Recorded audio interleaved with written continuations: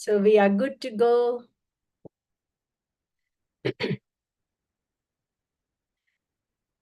Welcome back, everyone, on day 3, last session on women empowerment. And I'm very glad that all of you have joined us throughout all these 3 days. Thank you very much for your commitment and energy. So I am Dr. Renuka Thakur, founder of Global Sustainable Futures Progress to Partnership Network. And my ambition is to connect everyone around the world, especially early career researchers, ground root level people, and community project leaders to come on board and develop capacity for the Global South. In attempting to achieve that, we have started Global South Summit this year.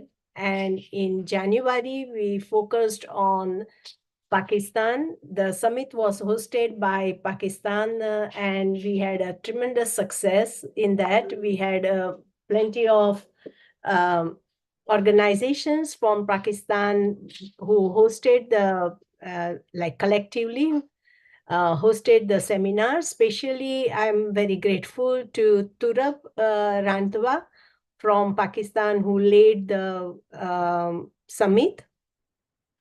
And we had more than 78 individuals and organizations joining us for different themes. And here today we have a very enthusiastic leader, Monica Dongre from CDS Kenya, who has gladly joined their forces with us to deliver this summit in Kenya. We had different themes around this summit. And again, the themes that we select are mainly pressing issues in the country. We wanted to focus on these issues so that we can bring some change. We have been talking of community empowerment. We have spoken about environmental sustainability. On day 2, we focused on agriculture resilience and sustainability, and youth empowerment. And today, this morning, we focused on sustainability in built environment, and now we are going to focus on women empowerment. We are recording all these sessions, and we have them on Gsfn website. You will be able to access all the lectures and even the proceedings that happened in Pakistan and in Egypt in February and so on. So please take your time to go through that. You can feel free to show people around you, this is what we are doing and this is the aspiration we want to carry on. Also, you are welcome to, we will be sharing your contact details and so on. So please write your contact details in the chat.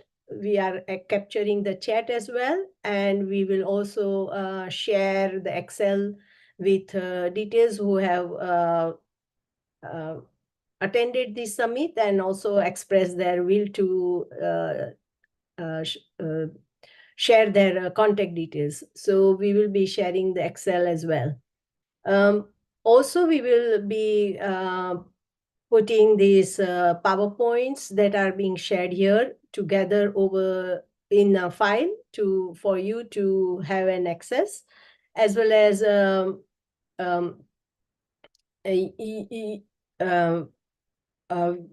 the transcript also. When you see the YouTube videos, you will be able to see the transcript as well.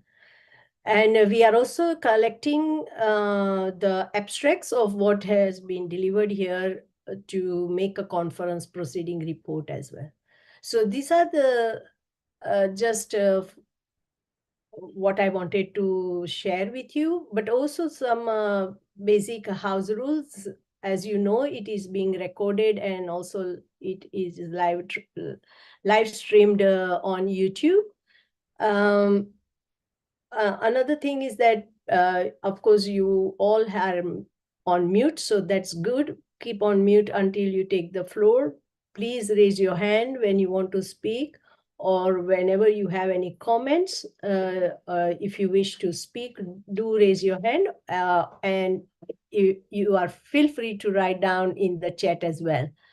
So, and when you take the floor, it would be certainly good to introduce yourself, because we don't know what you are doing at the moment. Speak about your thing and yourself, what projects you are doing, or whatever is interesting to you. Even if you are not doing projects or anything, we would like to hear what are your interests and what you want to do, or how we want to look such a summit in future, and any comments are invited. So take the time, take the advantage of this summit and the time that we are gathering today. We have gathered this, for a purpose that we want to achieve in long term.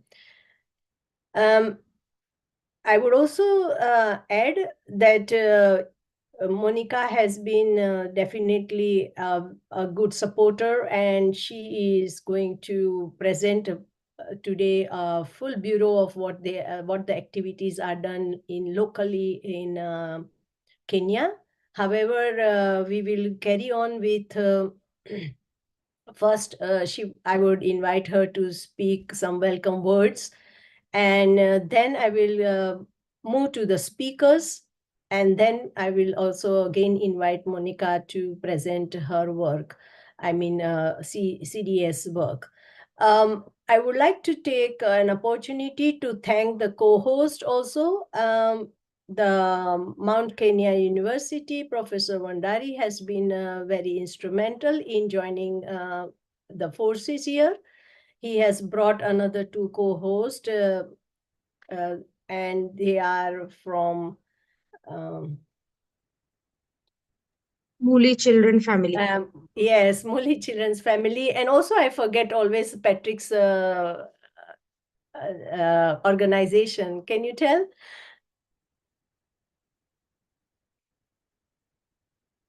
That one I don't remember, sorry. Yes, so we have these three supporters who are very strong. They are from different areas, but they are willing to work together. All the information is on the website. It is just that I'm not having full time to grasp the names, and so just excuse me for that. But we all are working here, and therefore I would say whenever you are talking, please take your chance to introduce yourself so that you can fully take advantage of it. Okay, thank you very much. So now,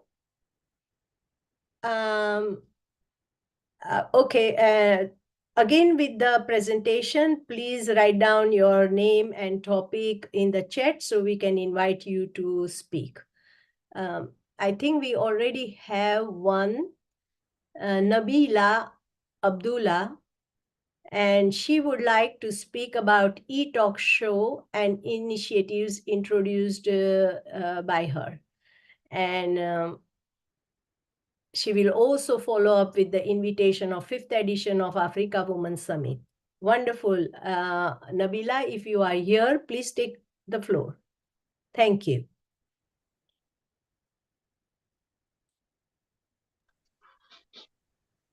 Thank you very much, Dr. Renuka. I really appreciate this opportunity. You have grown me. My confidence is all because of you, because I do remember the first time when we talked, you told me you need to do more than just think out of the box. So I owe you this. So I would say, first and foremost, I would like to take this opportunity to thank the Global Sustainable Future Network for inviting me to this impactful 3 days. Unfortunately, I wasn't able to make it to yesterday's event, but I'm hoping that I can still make an impact. This virtual meeting and the Global South Kenya Summit, capacity building is something that all of us are actually looking at this point. Not to waste any time, I would say my name is Nabila Ibrahim Abdullah. I come from Kenya, and I am located in a county called Kajiado County. For most of you who are actually from Kenya, you know where Kajiado County is. It's actually one of the largest counties in Kenya, if I'm not wrong. And yes, I come from a small sub-county called Kitengela. So it's a very beautiful small town, but it's still growing. So today I would like to actually start off with introducing what I do. I would say I'm a practicing journalist. I have studied a diploma in journalism, and I've done an advanced diploma in psychology of language. And I am doing currently I'm actually doing criminology and crime and justice. So yes, in terms of this, all about journalist is just research, research, and research. So 9 months ago, I had actually come up with a platform. If you don't mind, I can share my screen now. This platform. Yes, you can share, please. Okay, I hope it's going to accept. Okay, here we go. Whiteboard. It's my first time using this. So let's go.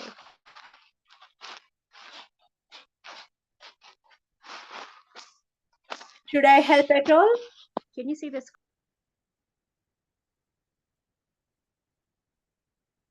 No, we can't see the screen.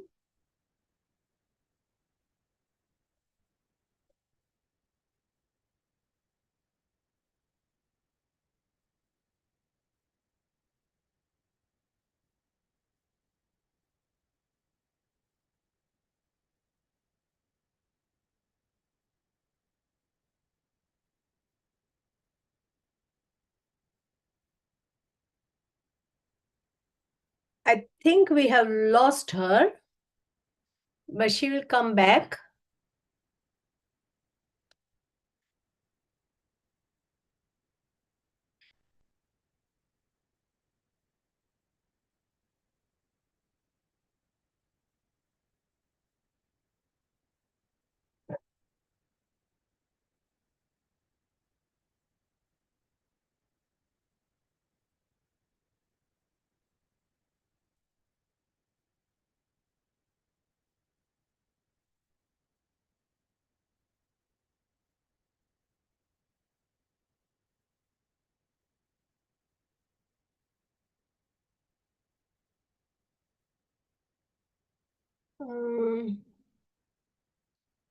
Okay, is Rebecca here?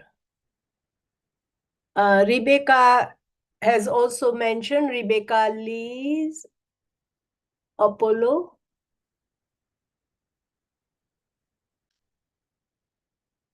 Here she's trying to join. Yes, Caroli. Okay, very good afternoon, good morning, or good evening from wherever you are. Karoli Oumumulo is my name. Currently, I'm with an organization of Oloibiri Oil and Gas Initiative. We are trying to promote the ideal of oil and gas as a subject in schools. I'm the director of Oil and Gas East Africa, headquartered in Nigeria. But as per now, in Kenya, I'm come from Migori, an associate to Aluo Chir Alternative Dispute Resolution. we handle mediation, negotiation, or we handle dispute in general. Now, I just want to talk about issue of women empowerment. In the morning, I was trying to emphasize that when we do talk of women, how can we, in this platform, bring ideas that can promote and transform our women in different communities? I happen to be in politics, and I've been in politics even in the foreign land. But when you go on ground, you realize that, I'm so sorry to say, because of lack, our women have been taken advantage of. And this is something that we need to come out boldly, support them so that people cannot take advantage of them. For instance, you realize that if you go in different areas, very remote areas, our young girls, because of the nature, our men tend to deceive them with petty things, end up pregnating them. And from there, a child that is supposed not to have a child is ending up having a child. And through that life, no one is there to stand with them. And so the following year, because of the pathetic life, they end up getting the second child, the third child, and nobody is out to stand as a parent of these kids apart from their mothers. Hence, making them term themselves as single mothers, of which they are not single. We should call them young mothers. Why? When we want to refer them as single, I believe a single mother is that lady that happened to be in love, then their love went sour, and she resorted not to have another child. So she remains with her one child. That one is single. But this one that life make to have 2, 3, we call them young mothers. Now, how can we stand with them? I believe if these women can get empowered, they are very strong. They have capacity to stand amid these challenges with their kids. They can be given something, get trained in anything. Like Elizabeth was saying, can stand with them on training on how to handle their finances without borrowing. So that whether they go and do skills in tailoring, catering, they have something. Now through this, you tell them, now this is your foundation, and we want you to have this so that you can stand firm with your kids. Why am I saying this? Because of this pathetic life, the sort of discussion they end up having with their kids is very bad, to an extent that at this around 9 to 13 of age, most of these girls end up also becoming pregnant. Now we are going to lead a life of single mothers because the mother is single due to a problem. This problem will not solve because of poverty and the life she is in. A child going in class 6 also is going to be pregnant. And so the life continues. Now, how can we come out as in this summit? I feel through you, Doctor, if we can connect, go down there and train these people. Normally, the challenge that happens relies with our leadership. Our leaders are there to talk so much, but not to implement. All whatever thing they are doing ends at the air. But if you go deep in the ground, they need to breach up. These people, hello? Yes, continue. They need to bridge the gap between the remote people and the town people is highly recommended. Because so many of these decisions and actions needed to move our society towards whatever thing we are saying or towards development and empowering them rest largely with our leaders, as you are putting it, by so bringing close supportive measures to these women. Number 2, how can we improve the resource efficiency so that these women can get affordable, whether housing, affordable life? Because if you go in rural areas, do your research, you will realize that they put in squeezed houses with 3-4 kids. That congestion itself, we need to help them come out of this. But how is the question? Now, when we again talk about empowering them, I will just repeat myself that I really feel that out of our leaders, we as the private sectors, NGOs, or any entity that is out there and feeling for them, we bring them close, make them understand that this now, the way you want things to go. You know, you will not tell this poor person, this hungry person, that I want you to go and learn computer. Yes, she will be ready to go and learn computer. But do you remember at the back of your mind that this person left her house without food? This person has a child. Now, before you introduce this person to anything, you need to put a conducive environment to her. And you tell her, we want you, for example, I was saying sometime that if we can even have a follow. come up. Hello. Sorry, please carry on. If we lay this foundation, bring them, put them in groups, and tell them, what can you do? I want to do saloon. I want to do boutique. I want to do what? Be in a group. We want to do you training of 3 to 6 months. After this training, we want to see how you can get empowered. Maybe you go and start selling tomatoes and skuma. But from this source, whether it's 1,000 or what, you need to understand this, what we want you to use in changing and transforming the lives, even paying fee for the kids you have. This will bar them from falling victims of various dubious acts that they fall in. Thank you. Thank you, Karoli. Not only now, but previously also you have raised very important issues here. And I have heard Monica as well talking about these issues. She has really been on ground and she has seen this pain as you are explaining. Certainly, we would like to work on it with collective power. I think collective here, our ambition, we will be able to bring some solution to these things. So let us get connected. Let us start speaking about it, discussing it. And I cannot say straightforward, okay, I have this solution. No, I don't have any solution. But I am prepared to connect with you all and bring solution on ground. And we will connect to, reasonable people whom we can reach out, whom we can seek some advice, support, and so on. And thank you for raising these very, very important issues. Thank you. So yeah, now we'll continue to discuss this issue when Monica comes back, but because now we are Nabila is already here, so I would just continue with her talk at the moment. Okay, thank you very much.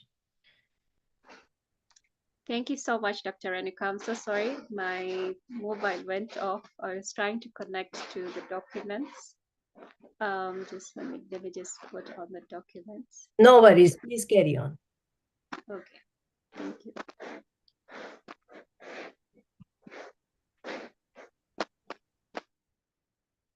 So yes, let me just rephrase my my introduction. So my name is Nabila Ibrahim Abdullah. I'm a practicing journalist, a founder and CEO of eTalk Show and Initiative, a brand ambassador for Cenotype platform in Kenya, and a media and press organizer for Africa Women's Summit 2024, which I'm going to be taking you through later on after the introduction. So for this, e-talk show is actually, just 1 minute, let me get this. E-talk show is mainly content that I actually started with 9 months ago. I wanted to actually showcase the storyline, just as my brother just started was actually talking about. We I would say that as a journalist, I was really curious to know what was the current situation in Africa, especially for women.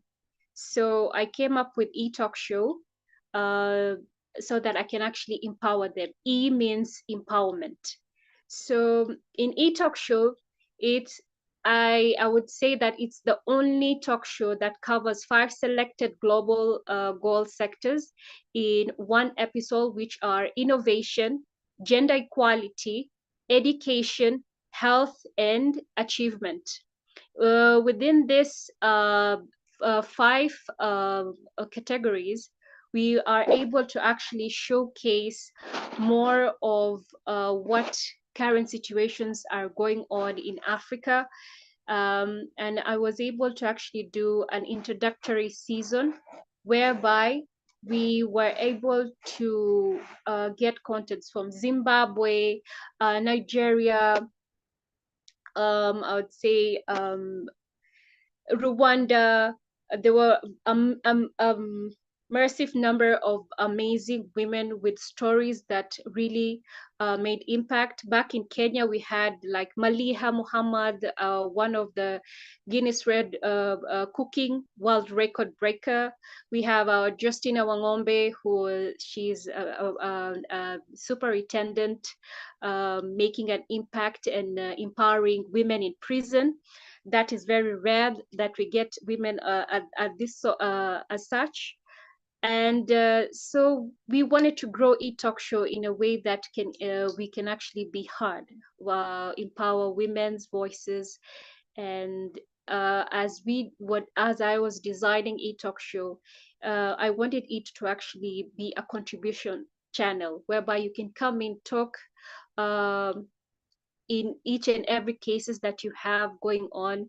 And even if you have situations whereby you are asking for funding, then we give you that opportunity as well to share your contact, your email addresses, your social media platforms, so that people can get directly in contact with you if they're touched with your stories. And in this 9 months, I would say that I was recognized by the Gsfn, the Global Sustainable Future Network. And they partnered with me in terms of actually supporting our e-talk show training workshop. So e-talk show training workshop is all about an online training workshop. Basically, we actually do a 10-day course, which engages individuals from the age of 15 onwards to understand the depth of global development goals. This is the main fact that I actually started the training workshop, because a lot of us we don't understand that we have the key to unlock so many locks, but it's just that we need to be informed. You need somewhere that you can actually get more knowledge about it. So the best way is to actually we actually decided to come up with this workshop, whereby global goal was actually the #1 priorities and important for us to share on our training workshop. Then we had the brand marketing narratives. With brand marketing narratives, we wanted especially youth to actually concentrate on using their mobile gadgets in a way that they can actually engage themselves in doing something which is lucrative. Would say something which will grow them, will grow their society, and they will actually make an impact, because there's so many young girls making an impact, especially with climate change. Would say we have a 4-year-old girl being an ambassador. So we want people to do this. Use your mobile gadget, try and grow yourself. As an eTalk Show CEO and founder, I started actually with eTalk Show using a mobile gadget. So most of the cases I am trying to implement on something that I have done myself, and I've seen the results. So I would want people to come in and do it as well, so that they can actually gain and earn out of it as well. So then in future, we want to actually open our pitch. So we wanted to bring in talents, sport talents and others, so that you can, we want people to share their contents, so that they can actually showcase what their ability is. So this is why we came up with the sports and other talents. Then last but not least, mentorship program. In the area that I come from, I would support my brother who just briefed us about women and children back in Kenya. I would support his topic, because I would say that even me, the area that I come from is back last year, it was very, very risky and tragic. Things happened back here. Children were left outside with their parents, with no, we would say, with no reason at all, for almost 3 to 4 days. And other cases, others were actually, I would not get into so much detail, but they were just brutal. And when it comes to marital status, women get frustrated and depressed about their marital status, hearing their husbands with other spouses. So they actually harm their children as well. So we wanted, I was actually mainly concentrating on empowering women in a way that they can actually understand themselves and understand that they're not alone. Most of the time doesn't mean that even if you're having issue back at home, that in the office people don't go through issues as well. Mentorship program, we were concentrating mostly, we concentrate on the self-esteem. So we categorize it into 3: the low self-esteem, the healthy self-esteem, and the high self-esteem. So within these 3, we get to actually make you understand that you can improve yourself, you can empower yourself, and you can be able to actually mentor yourself as well through these 3, because you can be able to train yourself as time goes, in actually engaging in healthy self-esteem. So in future, eTalk Show was eTalk Show, but now this year we've decided to add it as initiative, because we want to do more than just talk show. Our vision is to work on a forum of mitigating the reforestation planting for climate change action for plan for 2030. Therefore, we're intending to grow 30,000 trees at eTalk Show Ranch, located in Lecheni, Kajiado County. This is a project which is still undergoing. We're still trying to look for partners and potential partners who we can come up with together, so that we can actually make this happen. Not only that we are concentrating on the Global Goal 13, but we are concentrating on all the 17 SDGs programs. So we are looking for connections and partners from every corner of Kenya, or even in Africa, so that we can come up with stories and initiation that will bring us together. And we can actually have you featured in, our aim is to actually feature each and every goal of a global goal on eTalk Show, and show an impact and implement on it. Just not show, but implement on it. So for this, I would say this is an introduction. Hello? Yes, we can hear you. Continue. Oh, thank you.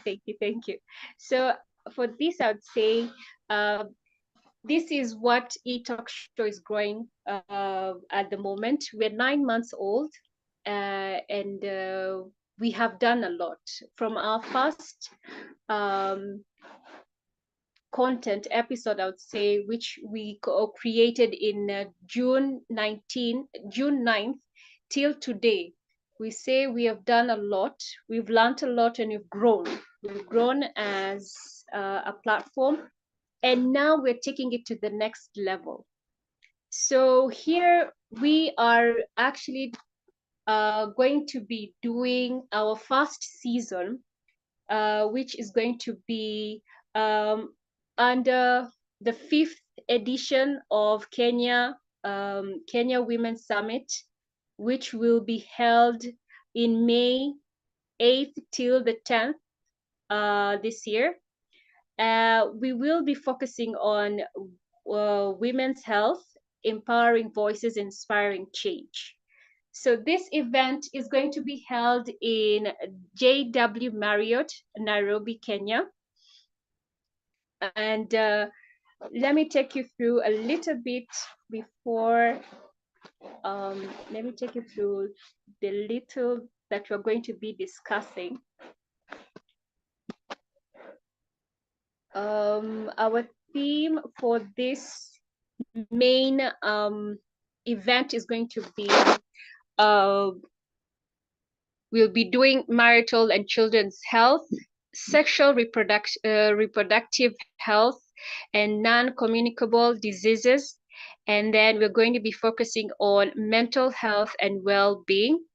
So this summit is going to be carrying a lot that we would really want all of you to actually attend, make time, because we are not going to just be focusing on Kenya only, but we're going to be focusing on the whole of Africa. And this is the best time to actually bring on board all the issues, all the negativities, all the troubles that are happening in all our countries, so that we can actually be able to understand them and implement on action. So within this, I would say that Africa Women's Summit was actually a product, or I would say it was actually an organization that was formed by Dr. Bilema, and it was formed first in 2018. The reason why they formed it is because they wanted to empower children who are poverty children. They wanted to empower them and give them education. It went well back in Nigeria, and so they actually grew this summit to become a culture. So the first, here we see the first edition was Africa Women's Summit was hosted in Abuja, Nigeria in 2018. And then followed by the second edition of Africa Women's Summit, which was hosted in Dubai in the year 2021.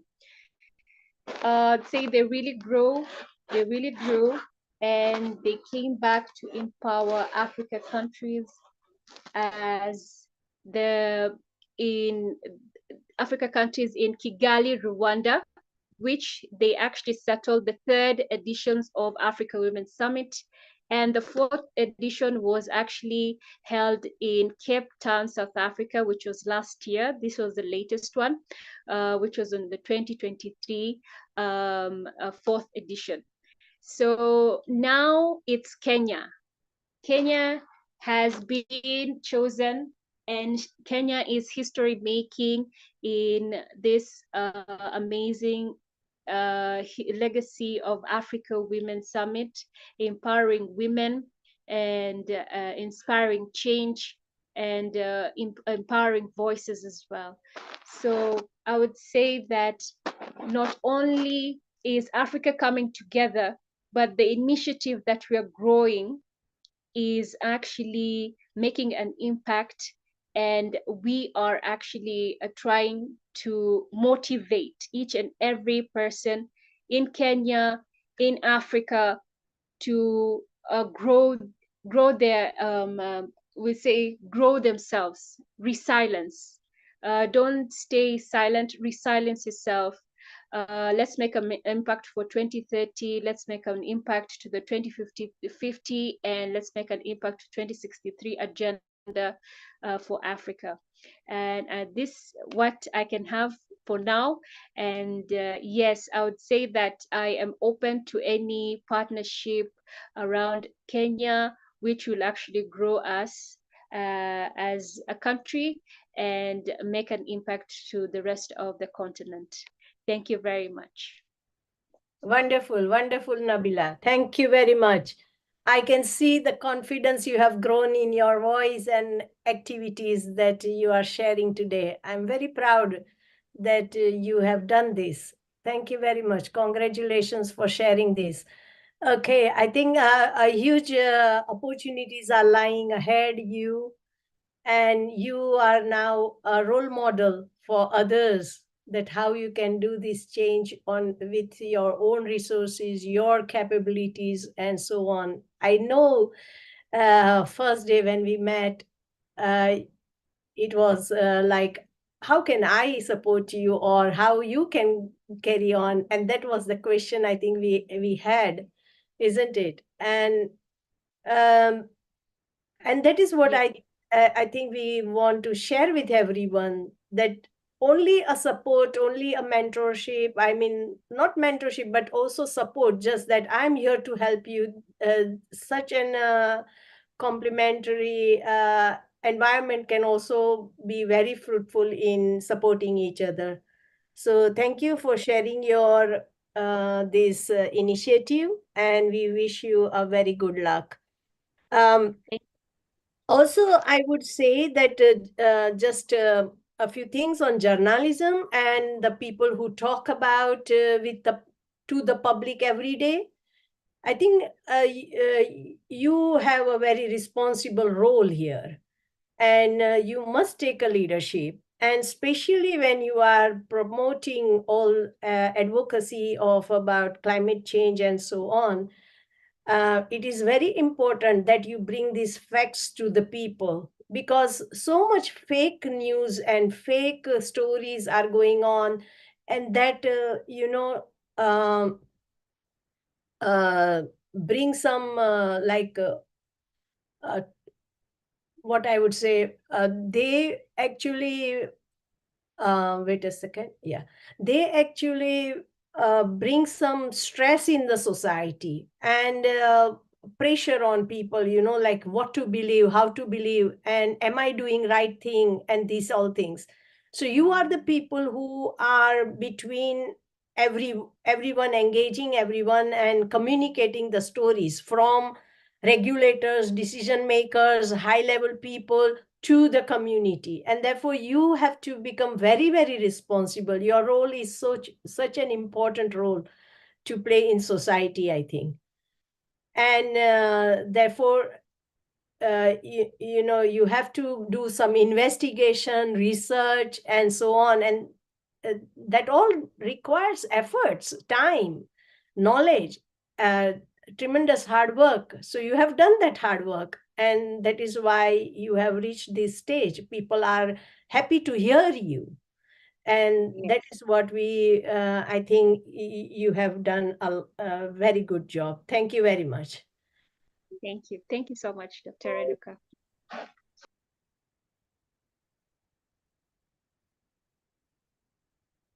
Okay, now we have another speaker, Rebecca Liz Apollo. She actually, okay, she has joined now, so no problem. Uh, are you here, Rebecca?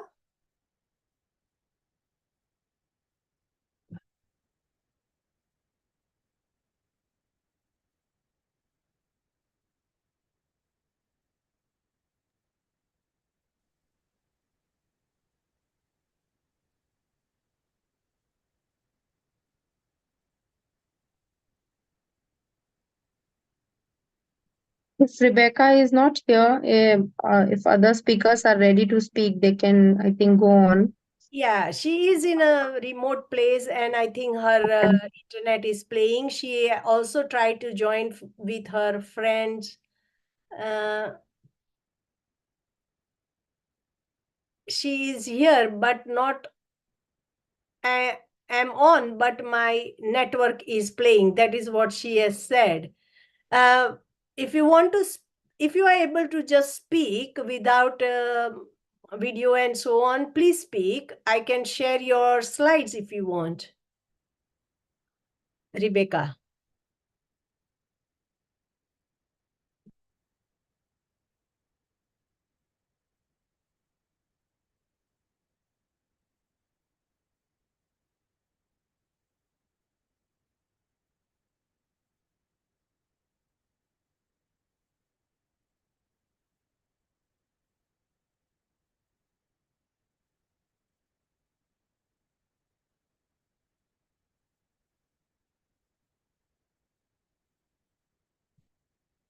Okay. Maybe Rebecca, you can, if you are listening to me, I will also write down in the chat that you can record and then send us if that is possible. Like you can record on local and send us just one file. Then also we are happy to share the recording. Okay. So then we have another person who is ready to speak, I think. Naman Ochin, and please take the floor if you are here, Naman Ochin. Thank you very much, Dr. Takore. Thank you. Yes, I will start by way of introduction. My name is Naman Uchieng. I'm a co-founder and the CEO of the Bo Foundation. The Bo Foundation is based in Kenya and registered in Kenya. We work in three regions, basically Nairobi, Kajiado, and Migori. The bulk of our work is based in Migori County in western part of Kenya. I would want to give a bit of a background on how we were founded. So the Bo Foundation traces its origins from back in 2016. It started as a social media initiative that was a group, Facebook group that was crowdfunding to support women, girls, and people who face different challenges in the communities. This went on for a couple of years, and then eventually is what got registered as the Bo Foundation with our functions in Kenya. Our focus mostly is on poverty reduction.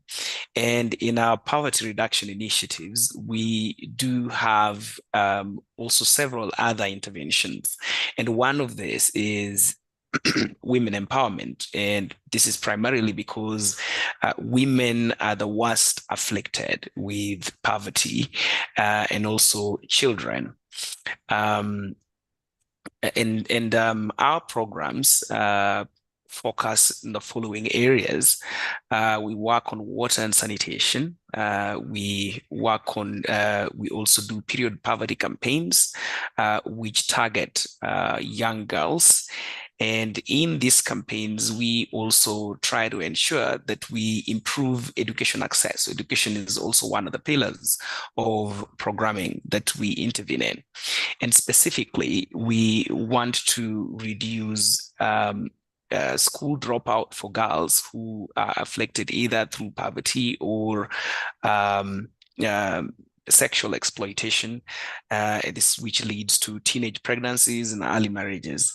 And this reduces tremendously opportunities for girls in the communities we work in.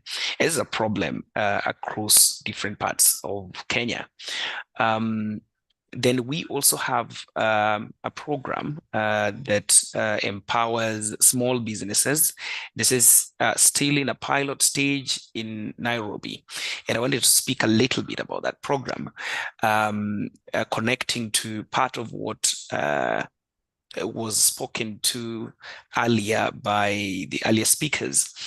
And this is the pilot that we are driving is looking at two things. One, the impact of technology in improving small businesses, and also what is the impact of having zero interest loans for small businesses. There's a speaker that spoke earlier and was asking, I was thinking it was from Uganda, asking what the impact of loans, whether those small loans can successfully support businesses, and when the small businesses really depend on the income generated to drive their daily lives. That is a precise definition of one of the problems that we have encountered in that project. And because we are in a pilot stage, we advanced zero interest loans to small businesses. And these were 15 different businesses. Some of them were dealers in second-hand clothes, some are dealers in cereals, some are seamstresses and seam masters, some are do beadwork, some have small electronic shops, the different businesses. And we did a training for these businesses on how to expand their market, and particularly by exploiting the opportunities available in the cyberspace, using different platforms to advertise and be able to expand their businesses. The intriguing thing is, what intrigued us to get into this project is the fact that many small businesses are able to thrive for a very long time. They can thrive for 15, 20 years or even more. They don't collapse. But the other interesting thing is that these businesses also don't advance in terms of sophistication or capital outlay. Majority of them don't. They just remain small businesses. They don't collapse, but they don't grow either. And we in that pilot are trying to investigate what is it that causes these businesses to retard, while also investigating that if these businesses were not solvent, then they should be able to collapse. But then if the owners are able to sustain them for so long, then it means they're solvent. So why are they not growing? And one of the first things that we found out was that the market that the small businesses try to access are usually within their locality, and they depend on repeat customers, and they don't venture out to expand their businesses. And so one of the things we injected is, how are they able to expand their markets? And the opportunity that we tried to do was create opportunity for them to advertise through Facebook and through TikTok. And we actually paid on adverts on Facebook for them through Facebook pages that they created. And then we monitored the impact. Out of the 15 businesses that we give loans to, 6 of them were able to pay off their loans in good time and take loans again. In fact, 3 out of the 6 have doubled the amount of loan they took in the first instance. They have also employed other people, and their businesses have been able to expand. And they have reported that the reason their businesses expanded is that there was an inflow of customers that they did not expect before, that they did not experience before. And these are attributed to their expanded market access through social media advertisement. And that we register as one of the successes. But the challenges that we have also experienced from those businesses is the fact that some of the small businesses, the owners depend on those businesses for their daily transactions. So if somebody is taking their child to school and the schools are opening in January and they have to pay school fee, they take all the capital and they pay off school fee, and then they don't have capital and they start all over again. And that's how those businesses try to work. So it's a challenge that probably need more investigation on what can be done for small businesses to be empowered to grow. As an organization, we are still investigating some of these elements to see how small businesses, or whether small businesses would really grow if you give them loans that have, interests. So because the interest is the payment of interest is a very big part of why these businesses collapse. And also because if you look at the capital that most small businesses work with versus the profit margins, and you look at that against the standard interest rates that are charged by the softest loans you can find in the market, it simply renders those businesses insolvent if they took loans that have interest. So that's one of the projects that we're doing in Nairobi. Thank you. And most of my, how many minutes do I have? Sorry, I shouldn't take so much time. So don't worry, carry on. Okay, thank you. One of the other one of our flagship projects is on water and sanitation, and that is going to mark the bulk of my speaking today. And we call that project Wells of Hope. So if you allow me, I'll try to project my screen, share. Are you able to see my screen? Yes. Thank you. So I'd like to give a bit of a background as I get into speaking about this project. So Kenya has made significant progress, of course, in promoting gender equality for women. And we score very well. Number 109 out of 153 countries in the world. That's according to a Global Gender Report in 2020. But if you look at these statistics, they look good, but down below, you still find there are various challenges that continue to hinder women's full participation in society, particularly in the rural areas. There is much better levels of advancement in the urban areas. Women and adolescent girls face significant obstacles, and this includes poverty, limited access to education, which I will speak about more in my presentation, healthcare challenges and economic opportunities, as well as discriminatory cultural attitudes and practices which perpetuate gender-based violence. And to address these challenges, various initiatives, of course, have been taken, and this include those taken by the government. For example, legislative and policy changes which put in place that have been put in place to try and create economic participation or opportunities for women. Good examples are, for example, women funds that try to advance loans to women to start businesses. The level of success of these funds is I think, another discussion altogether. And that's because of a lot of factors which probably are not being taken care of.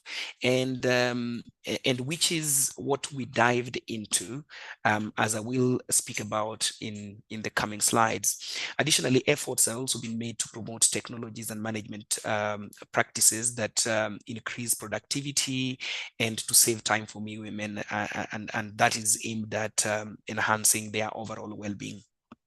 Nevertheless, a lot still needs to be done particularly to address deeply ingrained societal factors which contribute to gender inequality, and this hinder women participation in many aspects of life.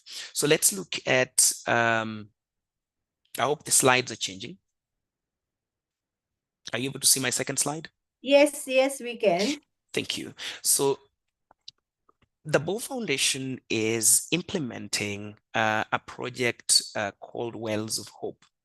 Now, the Wells of Hope project was initially aimed at addressing water scarcity that was intertwined with deeper social cultural dynamics that perpetuate gender inequality within communities. So we looked at disproportionate burden placed on women and girls to fetch water for domestic use. And this project is done in Migori County, in Nyatike sub-county. Which highlight, systemic barriers that hinder access to education and opportunities, as well as challenges of period poverty that cause girls to lose even more days in school. So in addition to girls spending a lot of time in house chores and specifically fetching of water, which sometimes they have to be doing by going distances of even more than 2 kilometers or 3 kilometers to get water for their families, they still face, other disproportionate challenges which affect their education. So for example, you would look at the time wasted in water, and then you also have period poverty, and girls that particularly come from poor families also are more susceptible for sexual exploitation. This results into, teenage pregnancies and early marriages, the result of which you do not find, for example, young women in an entire village of more than 2,000 to 3,000 residents. You would not find a young girl of, say, 20 to 23 years that is not married. All of them are married by the time they turn 18. What that does is also that if you do not have women who are like role models for the young girls who have advanced and succeeded in education, then the young girls that are coming up do not find it as worthwhile pursuing education in the midst of various challenges that they face. And then we looked at also that under the various underlying dynamics. It's important to understand these dynamics for us to be able to design effective interventions that address both the practical needs of clean water and social-cultural factors that shape gender roles in these communities we work in. In this way, our initiative sought to address water scarcity, and also look at broader social transformation by challenging the entrenched gender norms and promoting equality for girls and boys, and also contribute to the overall development and well-being of the community. We advanced this to develop a holistic approach that also have sustainable solutions that can be achieved, ensuring that all members of the community have equal opportunities to thrive and prosper. What did we do? So we we undertook an appreciative inquiry in women empowerment. And through the appreciative inquiry process, we unearthed significant strengths of women in that community where we worked. So, for example, the long-standing expertise of women in fish trade, which has been passed down through generations in these communities. However, this expertise has also become intertwined with instances of gross abuse and sexual exploitation for women that stem from power imbalances that are inherent in the fishing and fish trade in among the Luo communities that live around Lake Victoria. The communities that reside along Lake Victoria have historically been engaged in fishing for millennia, tracing their origins back as they migrated along River Nile from North Africa down to East Africa. Cultural norms, however, traditionally restrict women from participating in direct fishing, for example, and fishing activities, which are predominantly carried out by men.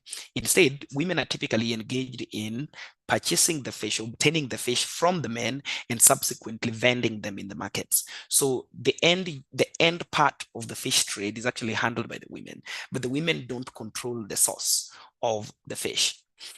The challenge here is that along Lake Victoria is that with the population growth around the lake, and this is coupled with impact of climate change and agricultural activities upstream, the ecosystem within the lake has undergone significant alterations, and this has resulted into decline in fish diversity and also overall stocks of fish in the lake.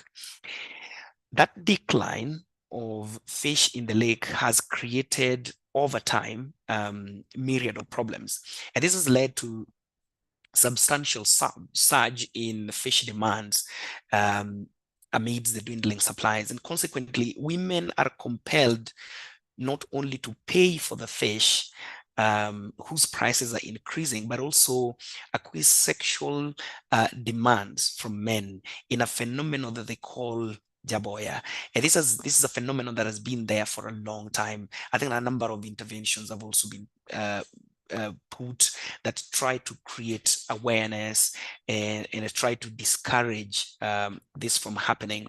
In Luo, in the Luo culture, this translates into the owner of the fishing net, also that controls the fish, and these are the men. What happens is that women have to give them sexual favors in order for them to get the fish, and that's because the fish stocks have become so few, and you wouldn't think about anyone would think and say, okay, so why don't they just engage in another business and not fish? That becomes very difficult because of the cultural orientations. This is the trade that the women and the men in these communities have known for millennia, for generations. And so it's difficult to just, change these things overnight. And we sought to look at the strengths that are available and look at what opportunities we are able to do. And this is why the Bo Foundation has embarked on developing a program that would tackle this. So we conducted in-depth analysis of the prevailing social norms in the community and the impact of the existing power structures. Existing power structures, and which lie at the heart of exploitations faced by women and girls. And while cultural practices and beliefs evolve slowly, a comprehensive understanding, we believe, of these power dynamics can significantly expedite the process of changing these cultural norms and practices. And one effective approach that involves generating evidence that directly challenges these entrenched beliefs. And some of this evidence that we are looking to generate is the fact that women can effectively be able to handle the whole spectrum of fish trade, from owning and sourcing the fish all the way to selling the fish. If you look at the impact of social norms in this this diagram is sourced from is sourced from Faster Capital, is that number one, social norms can be used to reinforce power structures, and this depends on who is controlling these norms. And most of these norms, social norms, are actually enforced by men, but social norms can actually be changed over time, and social norms can be they can be challenged and they can be changed also over time. The challenge and the approach that we seek to use in changing the social norms is by generating evidence and involving all stakeholders within the community to be able to see alternatives to these norms and how those alternatives are beneficial for the entire community, and that some of these social norms can also be beneficial. So for instance, the part of the norms that it's the women that sell the fish can be exploited for specific benefits of those who are disadvantaged in this community. So the Bo Foundation is seeking to transform the prevailing power dynamics surrounding this critical trade that has historically been controlled by men, mostly in the Nilotic communities over a very long period of time.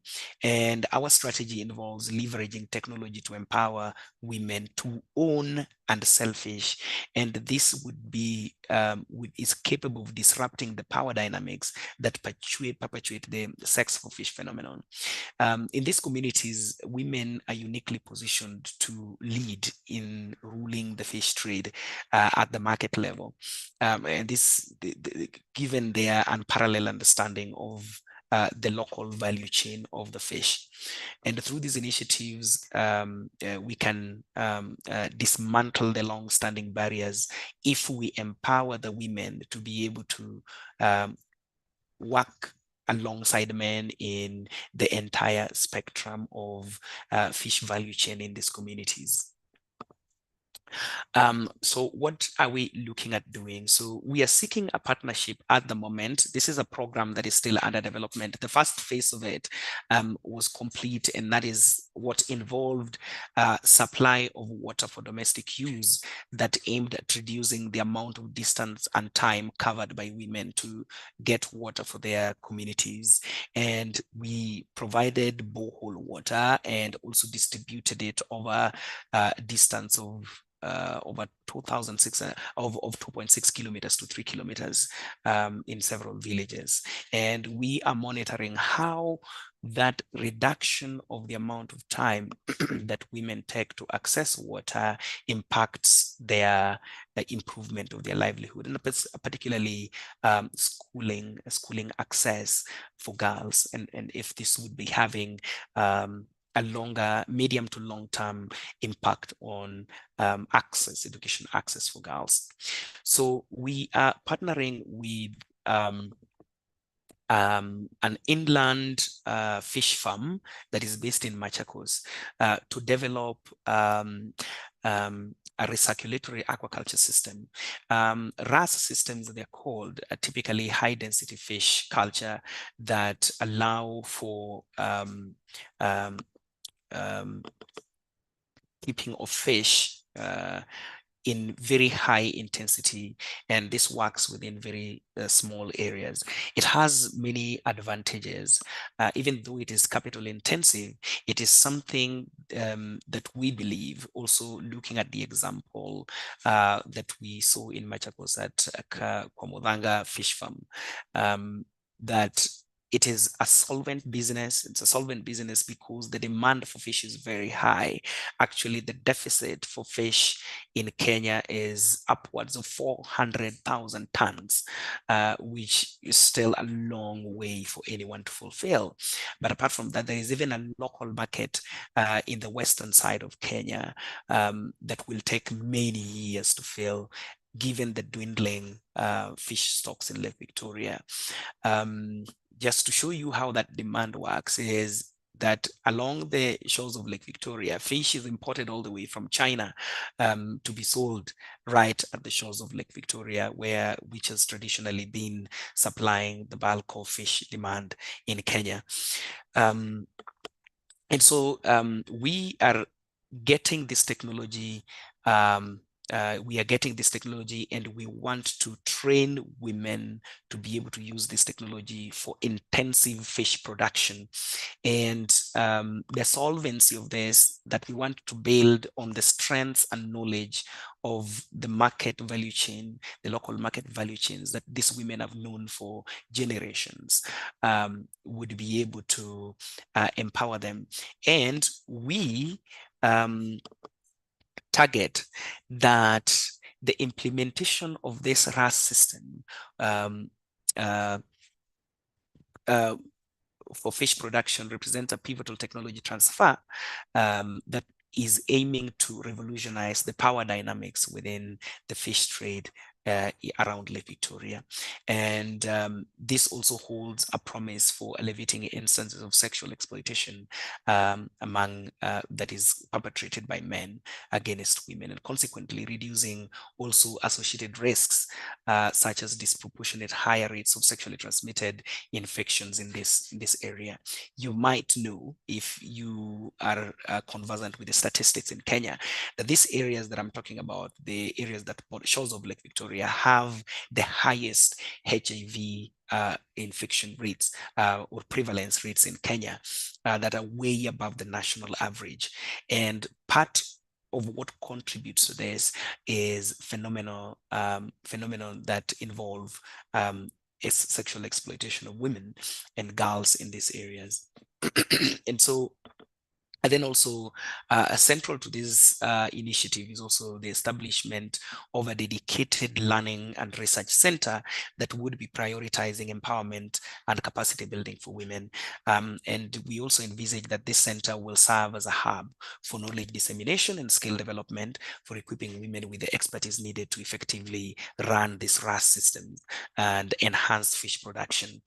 By focusing on women's participation and leadership in this transformative initiative, we also aim to foster sustainable economic growth and social empowerment within the community, and ultimately paving way for more equitable and healthier future for all people in these communities. So why did we choose this system as opposed to other existing methods that are used for fish production? So there is the general fishing in the lake, which of course the culture tends to prohibit women from engaging in, and then there is of course the use of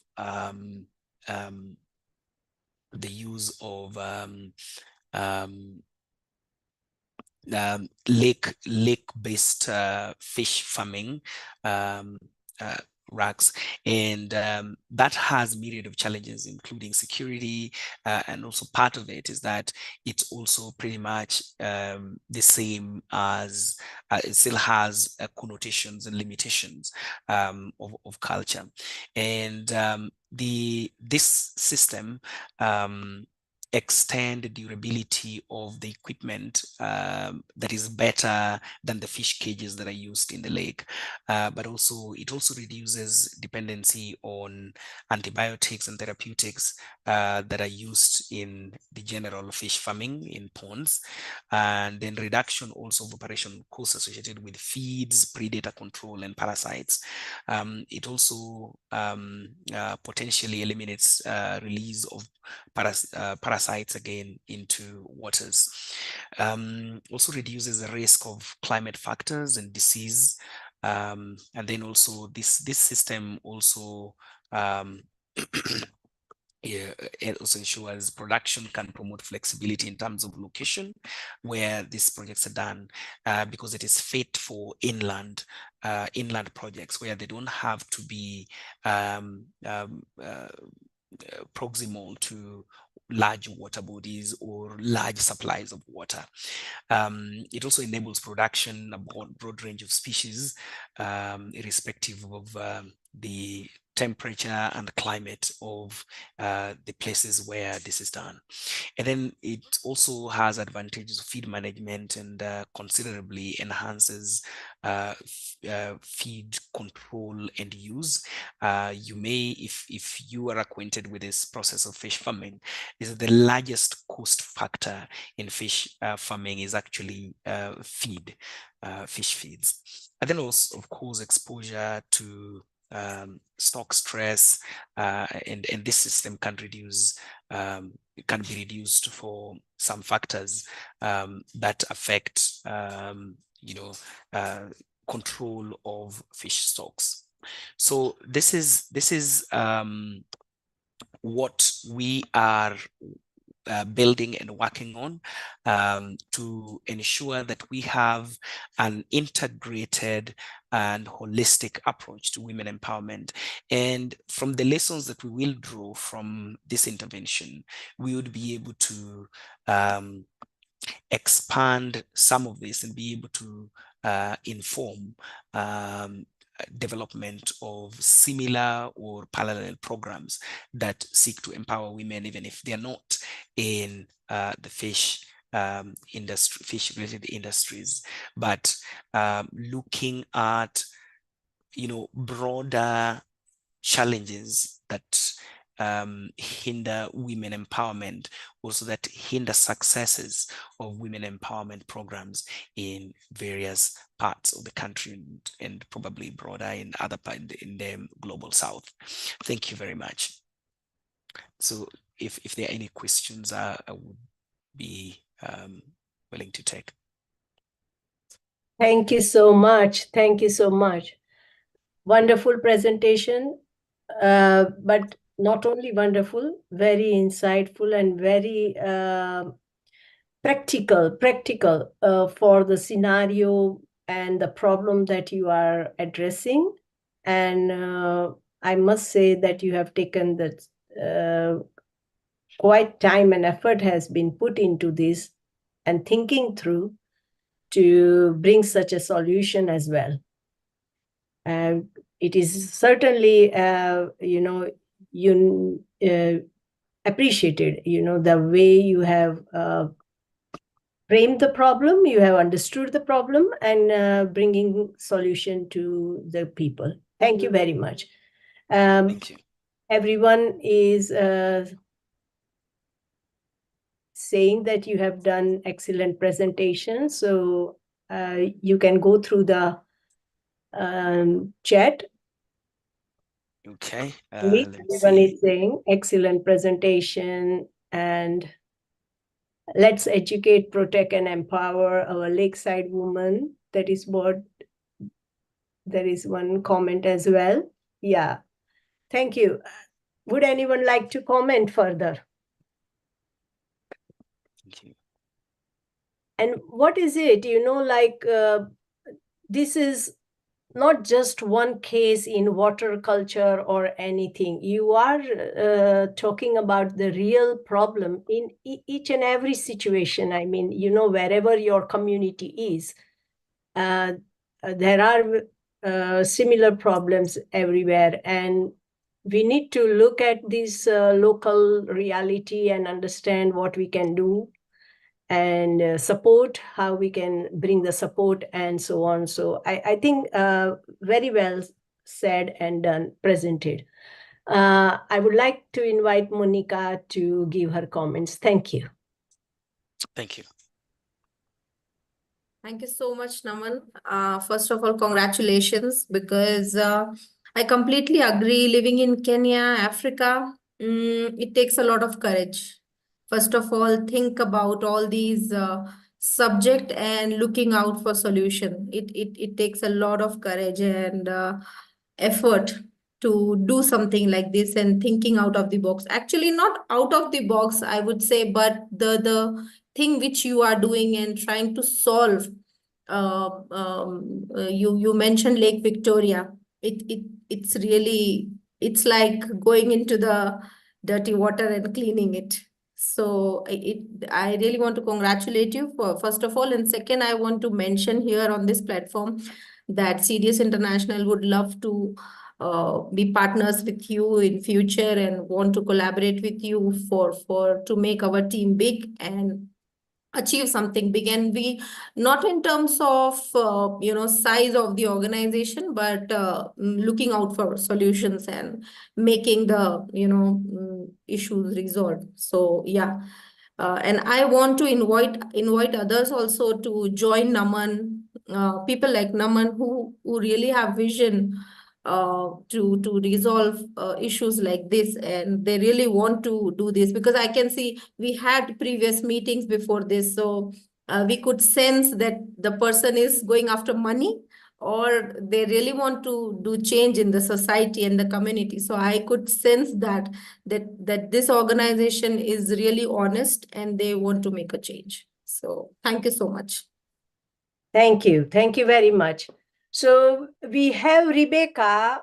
If Rebecca is ready to present her talk, then we would like to invite Rebecca. If she's not here, then we have Evans Odongo, and I would like to invite Evans to present his presentation.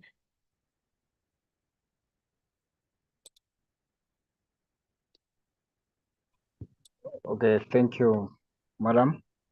Thank you. Thank you Hello, very everyone. Hello, everyone. Are you getting? Yes, we can hear you clearly. Please go on.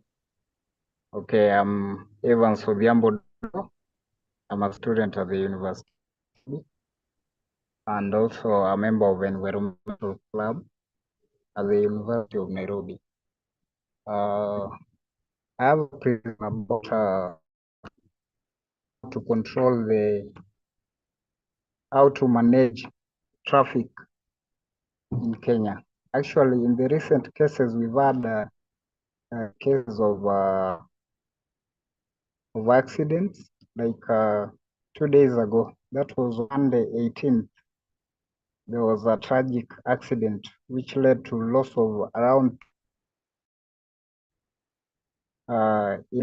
one accident was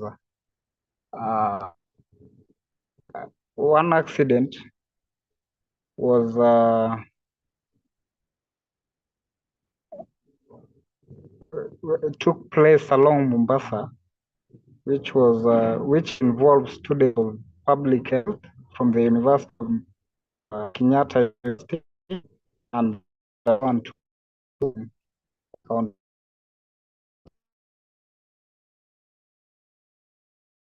accident took place.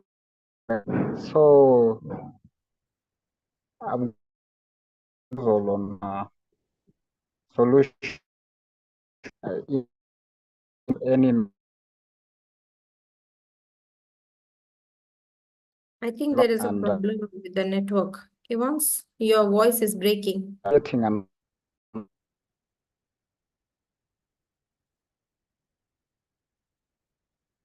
hello?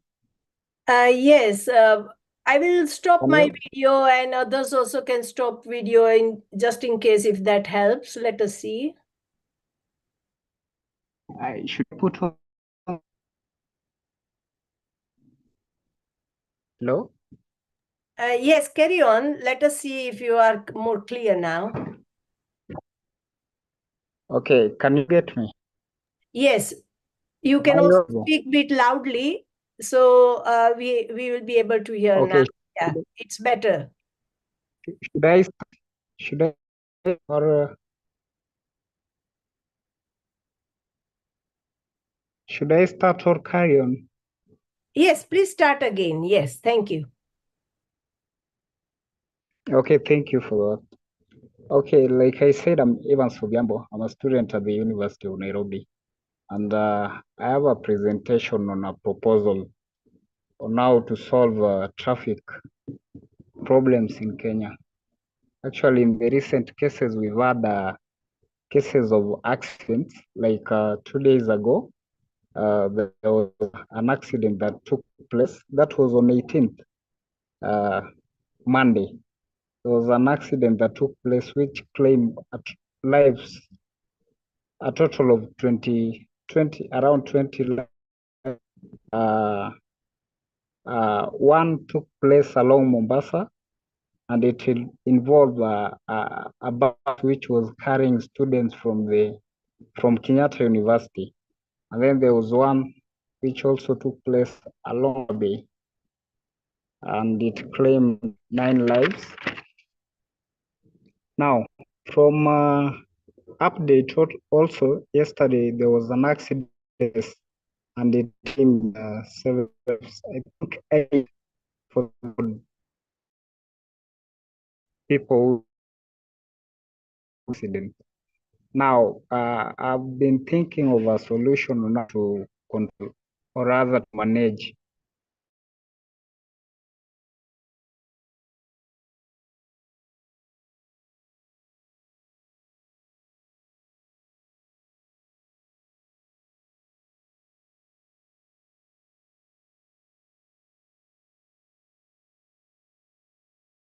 yearly from road accidents.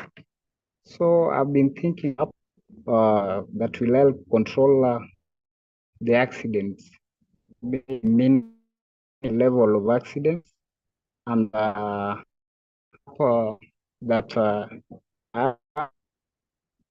is one will provide a real-time traffic update.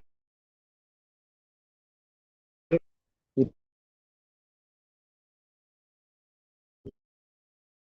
road close and construction zones. The passengers drive get information concerning traffic conditions, whether there are accidents that occur, so that they just take care when they're driving, and then whether the roads that are closed and the general condition of roads. And then secondly, it will provide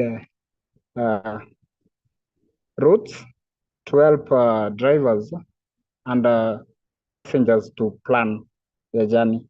That it will allow the users to input their starting point and destination and receive multiple route options, taking into account factors such as traffic distance and estimate time of arrival. And then we also have a traffic alert. It will provide users with traffic alert just on the conditions of road and traffic incidences or delay along their planned route. And then fourthly, I have around, I think there are 11 points in total. So if you allow me, I'll just mention all of them. Am I allowed to read all of them? Sorry, you want to share a screen? No. I'm asking whether I can state all the 10 points. Yeah, please carry on.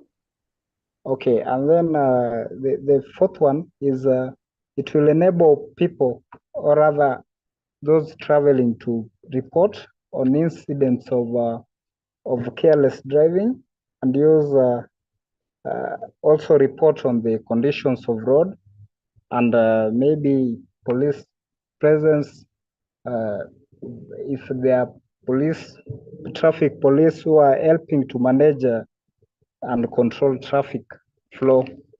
And then the fifth point, it will also provide navigation through GPS, just to enable drivers to get the routes and destination. And then now the sixth point is it will also provide weather updates. Or it will provide weather forecast service to provide weather forecast services or with weather update that may affect traffic conditions. And then the seventh point, it will provide multi-platform support.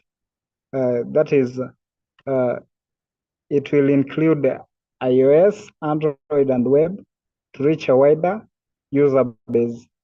And then ninth point, it will provide legal compliance.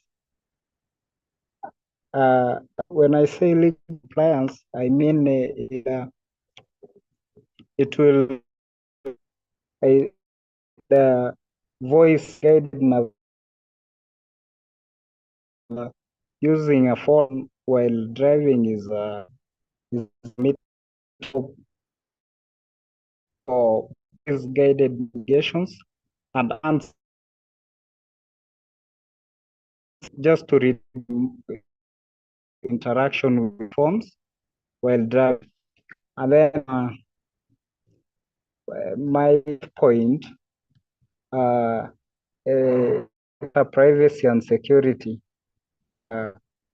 will be that every data that is innate will be safe and protected just for compliance. Right? And then the last point, that is number 11, is accessibility. When I say accessibility, I mean it will ensure that it is accessible to both the disabled through features such as voice-guided navigations and screen compatibility. To talk about how help achieving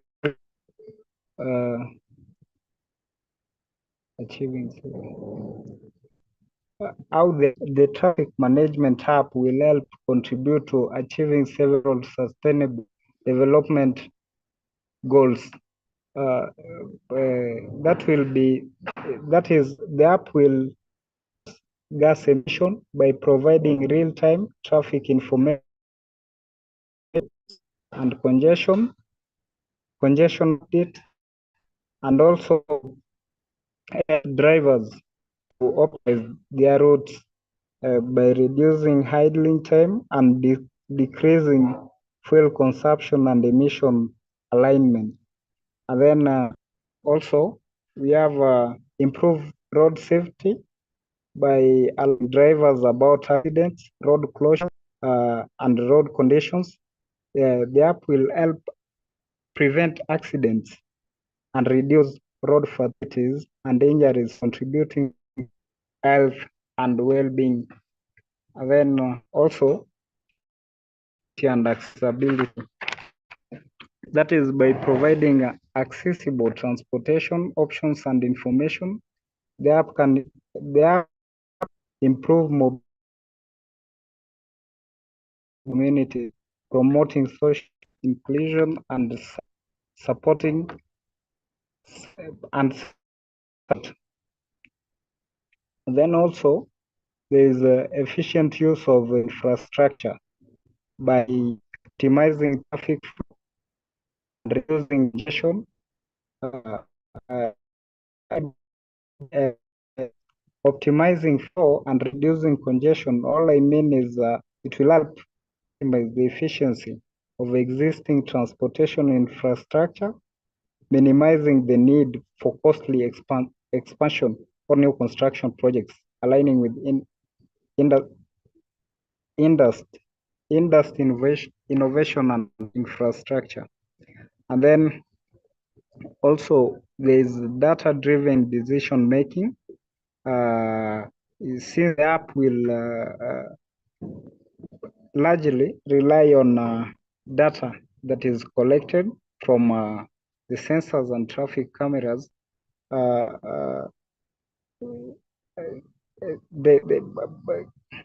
the collected data and traffic patterns, travel behavior, and infrastructure utilization will be a bit easier it will be easier to predict the data and also to evaluate. Then also we have it will also be of economical development. The app will be economic. It will provide economic benefit by reducing travel time, fuel cost, and vehicle wear and tear. The app will generate economic benefits for individual businesses and government contribution to contribute work and economic growth. And then just to summarize, the app will play a crucial role in promoting sustainable, efficient, and inclusive system, thereby contributing to achievement of multiple sustainment goals and fostering a more resilient and sustainable future. So that is my presentation. Actually, I didn't. I left the so so I had to prepare a written copy for the presentation. I'm there. Any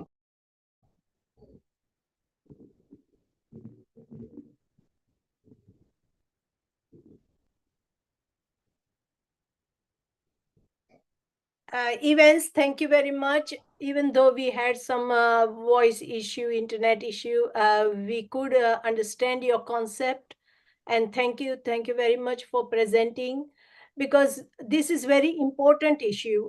I have been I came across this issue, of course, in living in UK. I was not so much aware that this problem is so critical, because here we have advanced from that stage to plenty of what you have mentioned. Everything has been tried here, and we are now in a very safe environment.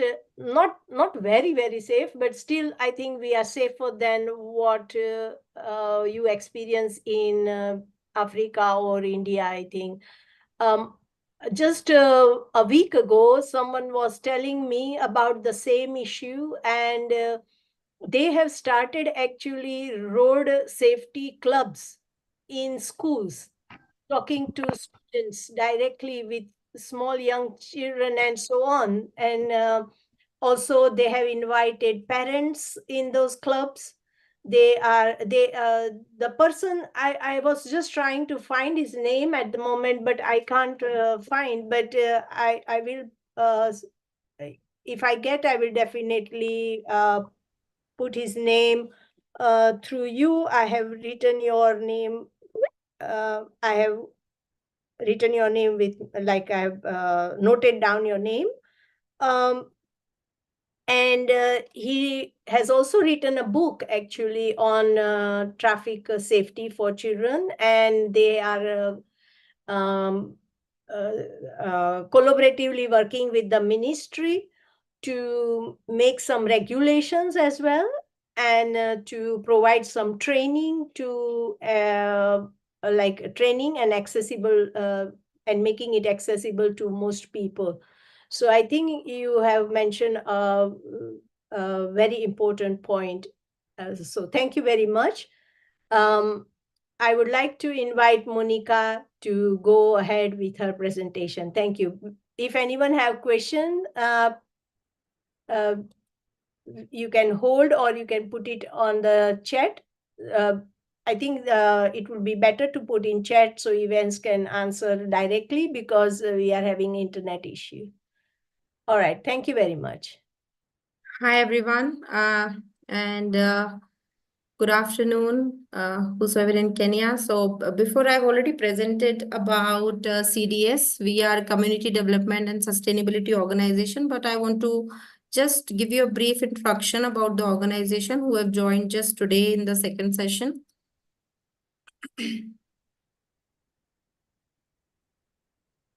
So Community Development and Sustainability Organization, we started in 2009. Give me a second. I think I have opened it. We started in 2009. Basically, we are in Western Kenya.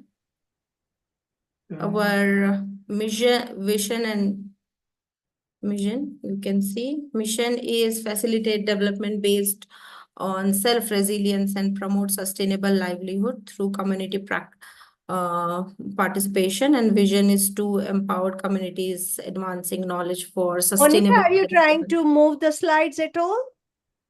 No, it's stable. Can you see my slide?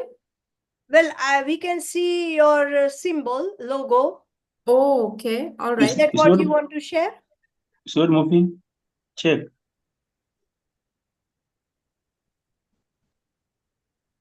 Wait, let me do it again.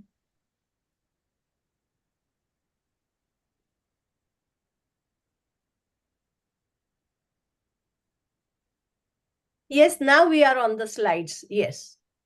Yeah, so we started in 2009 and we converted into NGO in 2012. And these are our partners in different projects, UN Women and UN Volunteer, Ministry of Education, Gsfn. Here you can see our partners, and these are our CDS accomplishment, as you can see in menstrual health, in training programs. We have done peace training with DIFD UK help. Then we have done medical camps and agriculture project we are doing currently, also water project we have done in Cheptais. And we have done, with the help of Ministry of Education, we have done this educational program in the past. And currently also we are doing it. And I want to share something.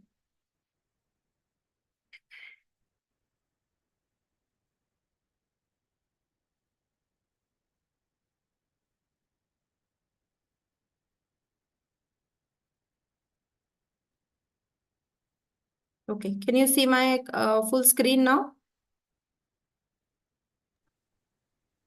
Dr. Renuka, can you see my screen? I can see the screen, but I'm seeing not the PowerPoint screen. Okay.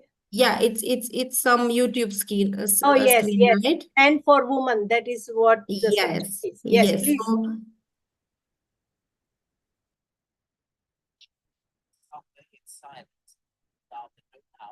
pathway to justice, some trapped in the chains of retrogressive culture.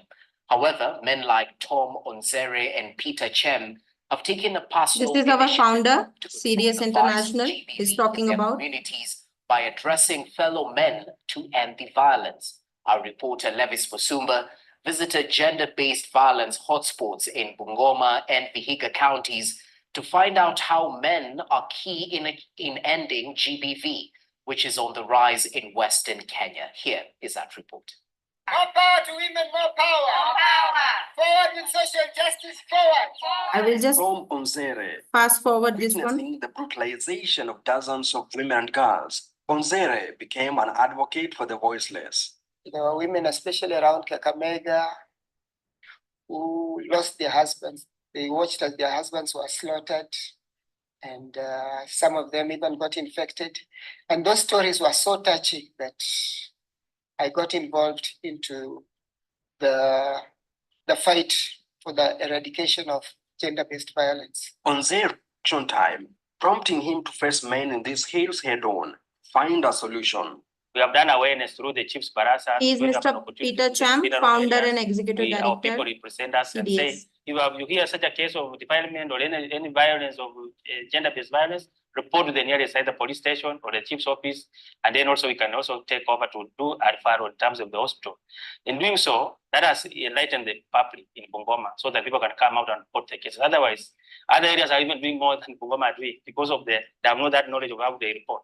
In response to combating gender-based violence in the region, UN Women, in partnership with the governments of Italy and Ireland, rolled out training targeting human rights defenders, set up court users committees and gender desks in police stations and hospitals, focusing on hotspot counties like Kisumu, Ngoma, and Vihiga.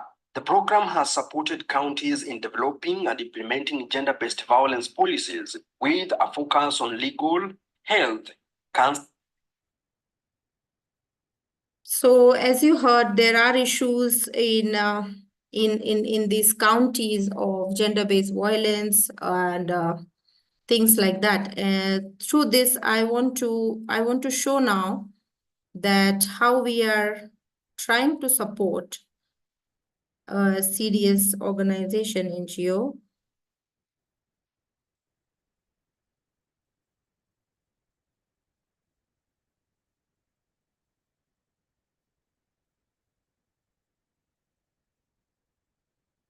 Can you see my screen now? Yes, we can see. Okay. So this is the Teenage Pregnancy Ambassador Program we are doing in Bungoma County with the help of CDS International. In this program, so the objective of this program is to reduce the teenage pregnancy, reduce the prevalence of teenage pregnancy in Bungoma County. And how we are trying to implement. First, we do the selection of the teenage pregnancy ambassadors. So ambassador will be chosen from diverse background, including Europe, USA, China, and other regions. And we select them through United Nations Volunteer Program.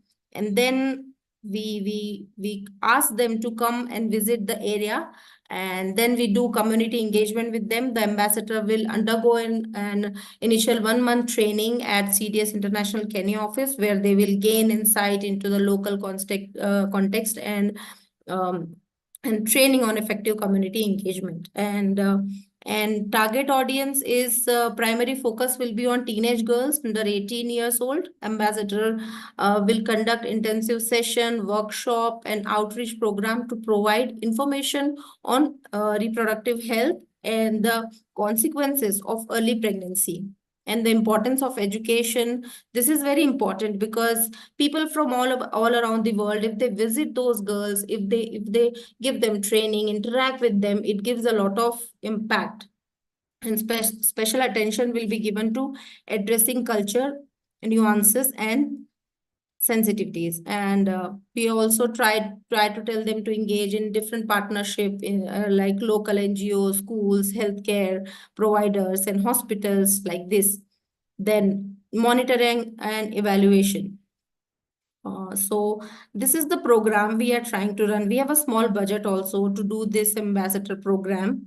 And through this, in conclusion, we are trying to do the teenage pregnancy ambassador program, represent a vital initiative to address the root cause of teenage pregnancy in Bungoma County. Because why I'm saying Bungoma County? Because when I visited this county, I figured out that in one school, there are 54 teenage moms are there. And then they are facing a lot of issues, which my friends have shared before, that they get pregnant and there are different issues they are facing in early age.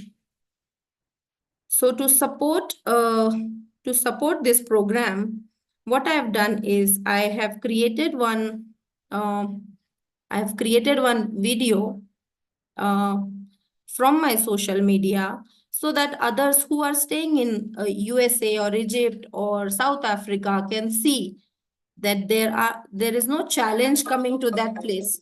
If you can see my screen. People traveling from Nairobi, they can easily go and stay there in Bungoma County and they can visit.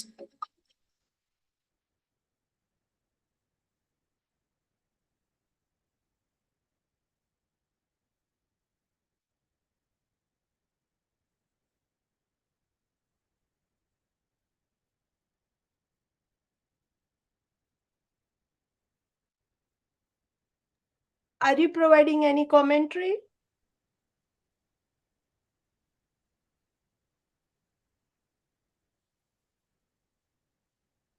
I don't think we can hear anything, okay?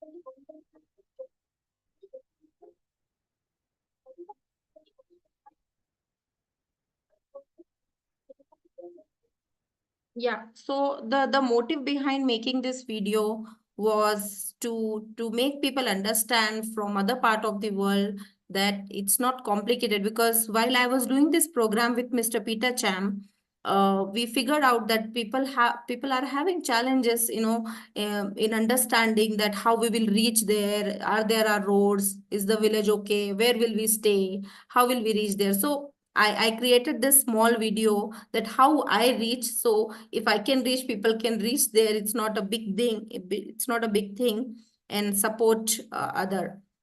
And as CDS, we are doing this fostering active parenting involvement training session. When I was there, we try and support few parents, and we explain them why parenting is important. To answer one of our friends' question earlier, he was saying what exactly we can do to reduce teenage pregnancy. I think this is one of the important point when we talk about reducing, because first it's important to make parents understand that engage your child, encourage your child in education, in sports, and other activities, so that they don't indulge themselves in other sexual things. So in this training, we were trying to interact with parents. What are their challenges? What they think? What should be done? And we gave them the way that, okay, encourage your kids for other sports, so that their mental health is good. Because when you play, when you are in one sport, you feel good. Your stress is out. In one of our summit, we were talking about sports. So I was very happy to listen to that colleague of ours. He explained about importance of sports. So I also feel that it's very important. So here you can see our engagement with parents. We had a brief session, a training session with them. It was really effective, and they felt very happy when we interacted. We gave some solutions. We gave them a routine for kids, what exactly they can. And when you are amongst them, when you are with them, you're not sitting somewhere else and talking to them. They feel that, okay, we are trying to understand their problems. So it is very important. So this is one of the activities which we have done. And these are the kids who were, when we were there, they were very happy because we donated food.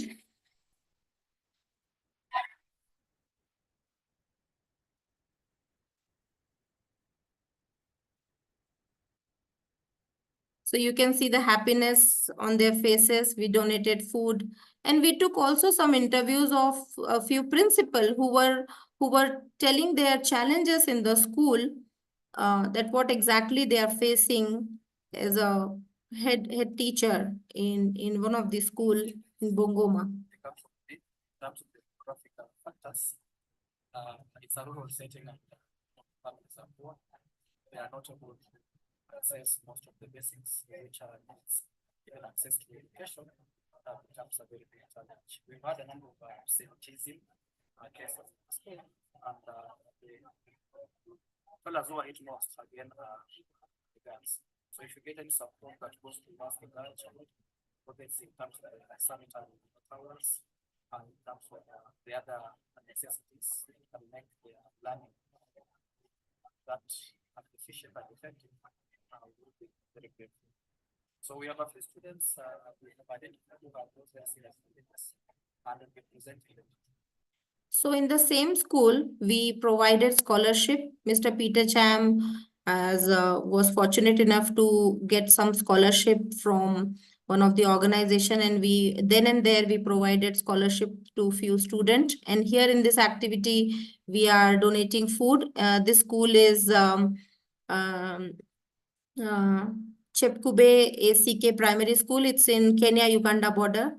So we were fortunate enough to donate some food in this school, and you can see the smiles on their face with this small help, they were so happy. I could not explain.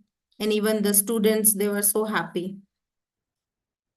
So these are small effort which we are trying to do. But when you see the real scenario, this school is St. Thomas Aquina RC school in Cheptais. Here, if you see the scenario, this is the first bench. They're sharing the chair. They're so big. The kids are from secondary school and they are sharing their chair and sitting. This is a physics. These are physics students. They don't have proper equipments for study to physics as a subject. They are sharing one bench, one chair. They are standing. They don't have proper furniture to share. You see this student is sitting on a broken chair and they have to attend the school from 8 to 4 p.m. in the evening because they are in the secondary school. You see the situation. They are sharing the chair. Here the lockers are broken. They are waiting for somebody who can help them so that they can have proper education in conducive environment. Here we are discussing about because this head teacher is waiting for the classroom to be done, but they don't have fun because people want to focus only on the urban areas like Nairobi or big cities in Uganda, but nobody is going to rural and they are not ready to support because it takes effort to reach there and see their problem. So I'm using this opportunity to showcase these pictures. While I was there, you see these children are sitting like more than 8 to 9 hours on these broken chairs. And now we are expecting from them to get best of the best result and be the president of the country. It's a harsh reality of rural part of Western Kenya or maybe Africa, rural part of Africa, I would say, not only in Western. This I've already shared. So yeah, and then to encourage children, we did some drawing activity so that they are well encouraged and they felt happy with this small thing. Only by doing this small drawing activity, they were so happy. They felt so good, and I think that is what they need. The children, they need student. They only need their support and somebody who can see them and understand their problem and try and support them. So yes. This is one of the head teacher from the school. He is also explaining the scenario over there in the school. There are lack of toilets and there are issues of proper toilets in the school. So yeah, these are the real scenarios which I want to share. And now to support these girls, we are running this wages program. Wages is Women and Girl Education Scholarship. We are trying to support girls and women under this program, and through with the help of different different organizations, we are supporting them with the scholarship. So these are the school we are supporting for wages program. Kipsis High School, and then Toroso High School. And there are more than like 30 schools. You can see these girls. She's 16 years old and living with father. My mother is, she's unknown, so she doesn't know where is her mother, and she's looking for help. So our office in Cheptais. These are some ambassador who visited Cheptais and supported. She is the one of the officer from Swedish embassy. She visited Cheptais she's with Mr. Peter Cham and her team, and they so officer from Netherlands. They did a program with CDS International in Cheptais to support agriculture wages program in that area. So these are why I'm saying, because people who are not from Kenya or Africa, they could see that there are real challenges for them, which we cannot, feel when we are away from the rural. So the last thing I want to mention over here is our wages program, where I can show you.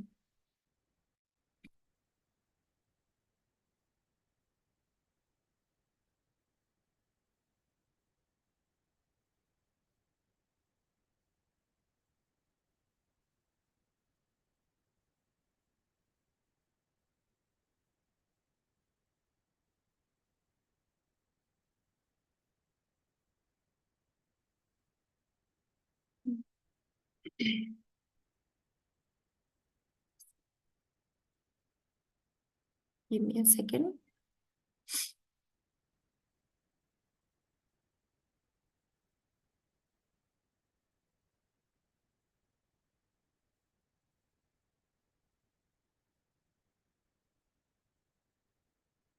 Okay, in wages program, Women and Girl Education Scholarship, what we are trying to do is, with the help of United Nations and United Nations volunteers, we are trying to help and support the woman and girl in Western Kenya. So what we do is we identify 30 women or girls for the support, and we are about wages project. The Wages Women and Girl Education Scholarship aim to offer 30 scholarships for 30 women in region of Cheptais to pursue their education in the field of leadership and entrepreneurship. It is a program that treats two fundamental problems and issues inside the Kenyan society that are related to gender and education. The goal of project is to build an education upcoming generation and give them the chance to freely express and deploy their competencies to serve their communities and reach their financial independence. So this is the aim of wages program. And through this, the project has several goals that will focus on during its implementation. These goals are all related to 7 major United Nations Sustainable Development Goals. The main two are achieve quality education, achieve gender equality, and empower all women and girls. So yeah, these are the things which we are trying to do through wages program. And I also want to share one detail of this wages program, where I can show you the who all are children we are supporting in this program.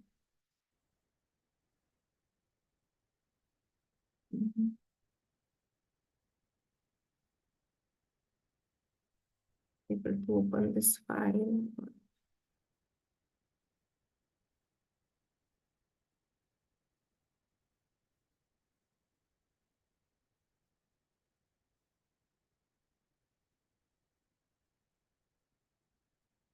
I don't know, there are some issues. I wanted to show who all kids are there in this program. So this for this wages program, we also do invest in Dream, Invest in Future Women campaign we run for this program. Here, if you see a short video done by Peter, you will understand more about this.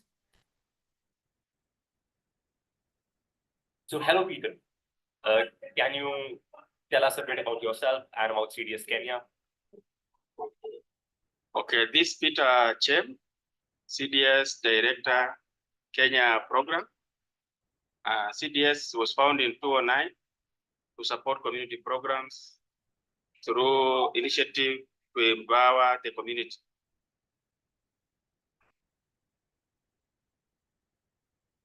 God. So can you tell us a bit more about the Wages Project? Wages Project was initiated in 2019 to support girls mostly who are out of school, maybe due to school fees, lack of tuition, and maybe they gave birth, and we decided this wages program is called Women and Girls Education Scholarship. So they can support them, pay fees, and go back to school. That have been there since 2019 up to now. Got it. And I guess it covers the quality education, which is the 4th SDG goal as well. Yes. Yes. Got it. So can you tell us a bit more about the students that are part of this program, Wages? Yes, we have several students who are going through education either in the high school or in the university or in the colleges. So mostly we identify girls who are beneficiaries in the program, and there are most of them currently are in their final exams. Others are now joining to join universities come 2023. So we have several girls who are now ongoing. I think that's what we have. Got it. And so initially you had created a plan to fund 30 girls for 4 years. Yes. Right. So how has it gone? Like, how is it going? Like, how many people have you been able to fund? What is the amount that you have collected so far? So far, we have funded, we were unable to raise funds for the 30 girls, but we raised funds for 22 girls. So far, we have paid, we have raised around $30,000 for the girls, because any academic year goes around $10,000. So we are in the 3rd year, from 2019, 2021, 2020. Because of Corona, there was no academic. So the year of 2020 was affected. So it was pushed to 2021. So we have 2022. So we are going for the 4th year. So we are still waiting for some cash. 10,000 for the 2023 academic year. Got it. And how much have you raised for 2023 out of the $10,000? Okay, so this was a brief about the fundraising activity which we have done. And lastly, I want to share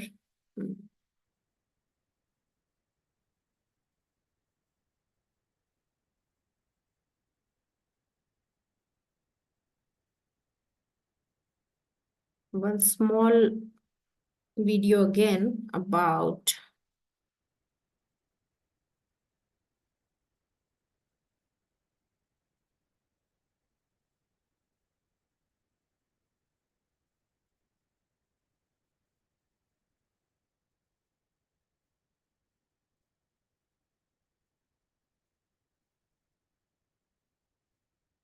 okay, I think it's not here. So yeah, I think that's it from my side. I just wanted to mention these activities which we are doing, which we are trying to support through our activities. And if I could find that video, I will definitely share maybe later on. But for now, I think let me stop sharing. Yeah. So this is it from my side. I just wanted to give you all a rough idea, because when we speak, we could not understand more. I think we cannot feel the emotion we want to convey through our speech. But when we see the picture, when we see the video, we can sense the real effect of the real scenario. So that is why I wanted not to show the presentation, but the videos and photos through what programs we are running. So even Mr. Peter Cham is here, who is a founder and executive director of CDS International. If he wants to give some comment, he can. Please, Mr. Peter.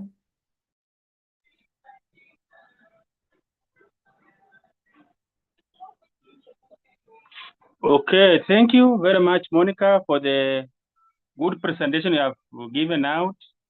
It picks on what we have done since the inception of CDS and other programs. We are also very grateful that we have partnered with the new partnership in terms of this Global South Summit that has also enriched so many people. And this should be the normal way of doing some programs. Not that we also have another one coming. So we will do it regularly. We reach more people, we reach more partners, and we encourage more people to join our programs, either through indirect or direct partnership. We welcome. Have other programs that maybe you want to start in Africa or other parts of the world. We are much available because we have also a network globally. Because we are a UNV program network. So Monica, thank you, and you have really done it well. That I was very busy, and you have been following up. You have been doing very well. Thank you very much. Thank you, Peter, for being with us. Your time is valuable, we know, and so sharing some time with us. Thank you very much. And thank you, Monica, so much interesting projects you are doing. Not interesting, impactful projects you are doing, which is good to know, good to showcase. Very proud of being with you these 3 days and learning a lot from your practical applications of these solutions, and how we can still scale up all these solutions.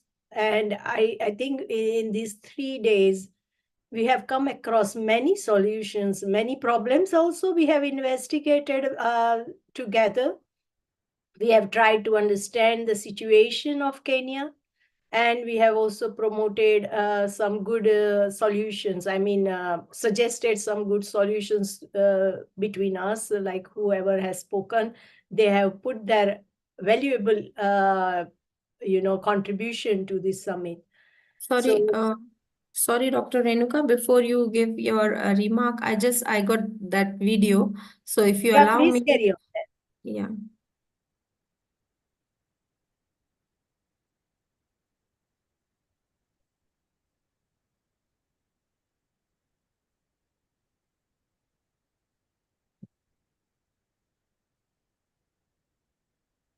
I come from Community Champion, and I would like to thank my name is Sharon Angula from Seaside School.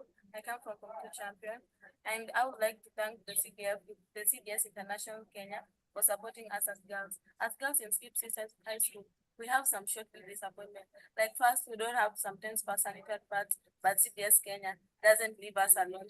They always support us and help us. Our toilets as girls is mostly full, and they sometimes come and help us. We don't have enough classrooms. They always support us and give us that courage as girls, so that we can study and become a better person in the world. Like today, they have come and visited us and encouraged us. And I would like to thank CDS Kenya for helping us. Please, we need your support and help CDS Kenya to help us and give us courage. Thank you. Yeah. Thank you so much. Thank you. Thank you very much. Very, very impressive. If anyone have question, please raise your hand, and if you want to just ask, please do. Otherwise, we have a last speaker with us, the Apio Sara, who is actually here.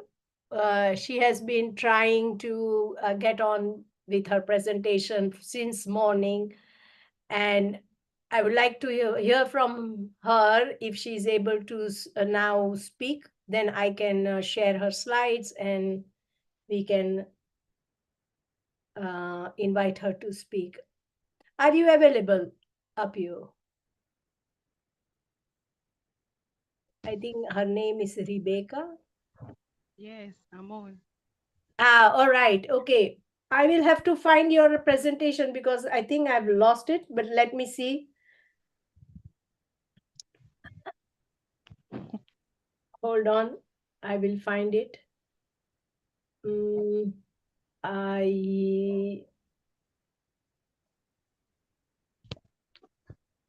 Yes. Is the presentation climate justice and woman empowerment? Yes, doctor. Okay, thank you. So I will share the slide. It is not a slide, it is a document, right? Yes. Okay, so I'm sharing the document. Okay, you can continue speaking. Thank you. Please Yes, introduce yourself and then start your presentation.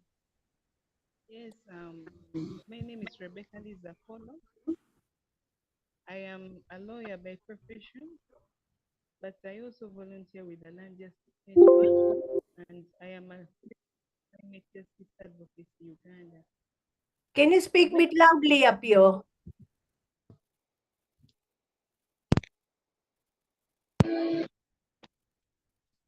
Hello.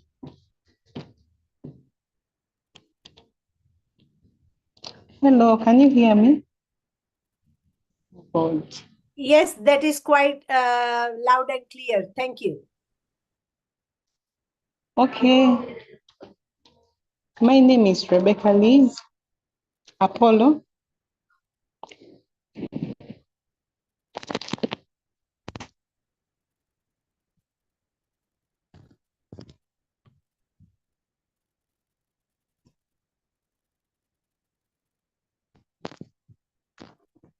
My name is Rebecca Liza Polo. I am a lawyer by profession and also a member of the Climate Justice Advocacy Uganda, and I volunteer with Land Justice Network.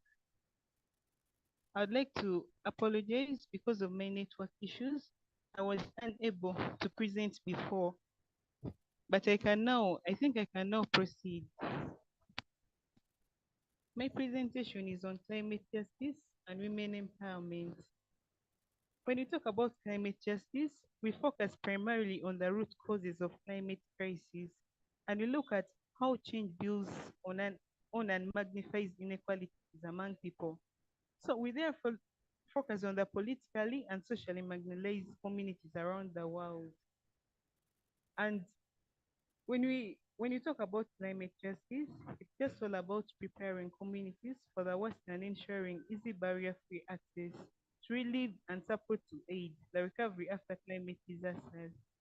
Meaning that among the most affected groups, we have to look at women, children, and the rest, as I will present in this work. So we also need to consider the real aspects like imbalances among the community members. It also demands and focuses on the intersection between climate change and social inequalities. I'll give a brief introduction on women empowerment. So, women empowerment may be referred to accepting women's viewpoints, making an effort to seek them, and raising the status of women. How can this be done? It can be done through education, awareness, literacy, and training. Then, what is therefore the relationship between women empowerment and climate justice? We come to relate the two because we cannot have climate justice without poverty eradication. And issues of poverty, as a case study done from my area, poverty is women are the most affected by poverty because they are denied access to land. And yet land is the most important for all the economic activities. We can also not have climate justice without achieving zero hunger. And this digs down back to what? To poverty. Women are being denied access to land. Then also we have gender inequality in our communities. So who is most impacted by climate change? We have the children. The children are really suffering from specific metabolism, physiology, and developmental needs.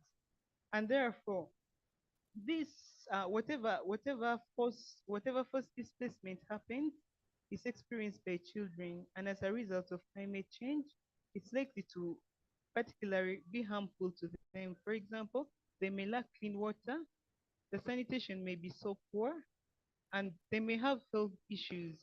Education is as well affected. So I gave an example of a diagram, the landslides in one of the districts in Uganda, Bududa.